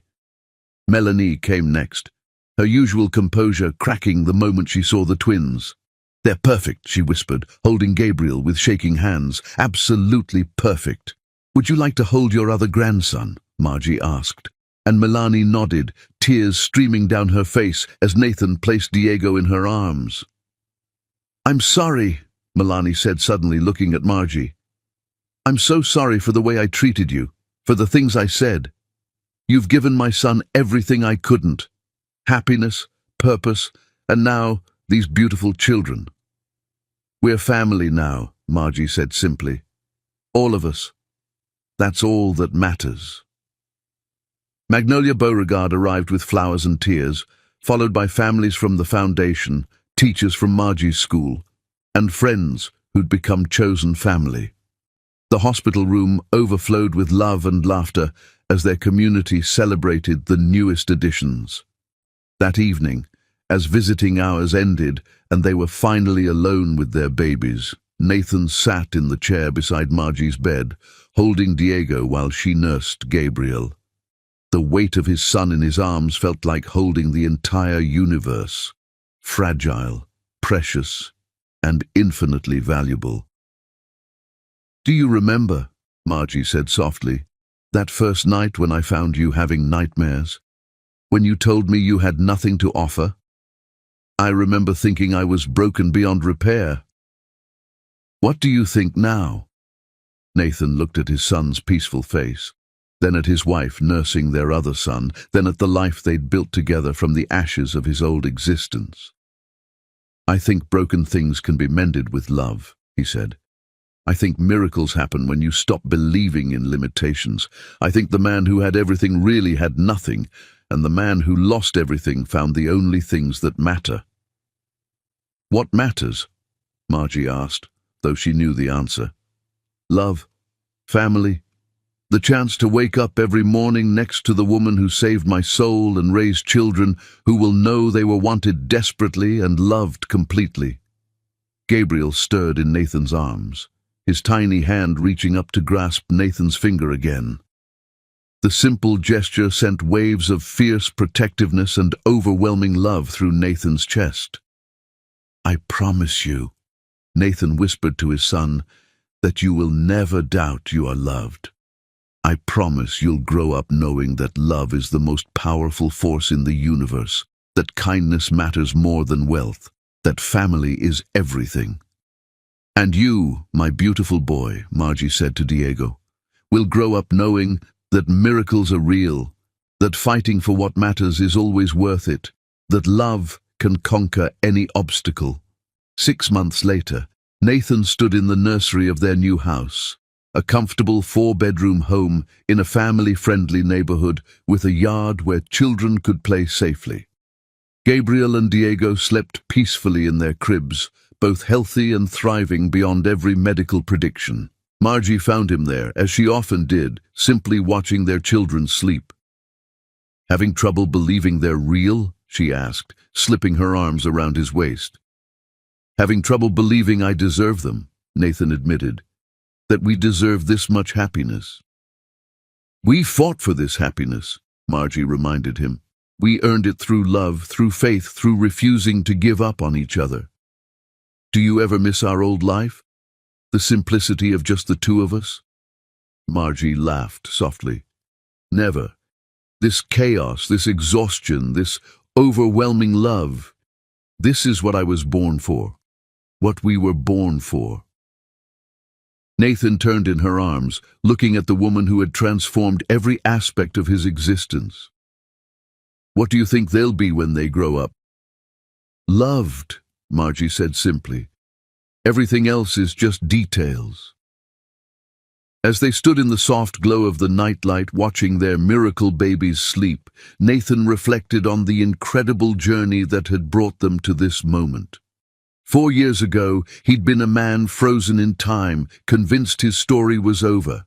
Now he was living the most beautiful chapter of a love story that had defied every odd, overcome every obstacle, and created literal miracles. Gabriel stirred in his crib, making soft baby sounds that made both parents smile. Diego stretched and yawned, his tiny face peaceful in sleep. They were perfect, these children who had been medically impossible, these gifts who had chosen Nathan and Margie as their parents against overwhelming odds. "I love you," Nathan whispered to his wife. "I love our children. I love the life we've built together." "I love you too," Margie replied, "all of you, forever and always." The man who had once believed he was sterile now held his son each morning and watched his other son discover the world with wonder-filled eyes. The woman who had risked everything for love now had a family that proved every risk had been worth taking. Their love story had begun with ice meeting fire, continued through storms that would have destroyed lesser couples, and culminated in the greatest miracle of all, life created from love, hope made manifest in 2 perfect children who bore their features and carried their dreams into the future. Nathan Hoffer had learned the ultimate truth, that real wealth wasn't measured in dollars or assets, but in moments like these, in the trust of a baby falling asleep in your arms, in the smile of a woman who chose to love you when you couldn't love yourself, in the knowledge that love, when it was real and true and fought for, really could conquer everything. As he and Margie finally left the nursery to get what sleep they could before the next feeding, Nathan felt a peace so complete it took his breath away.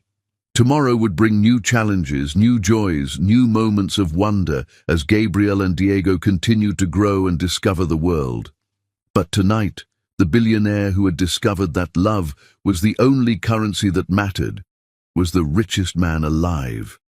And their story, their beautiful, impossible, miraculous love story, would continue for generations, living on in the hearts of the children who had defied every odd to be born into a world where love truly conquered all.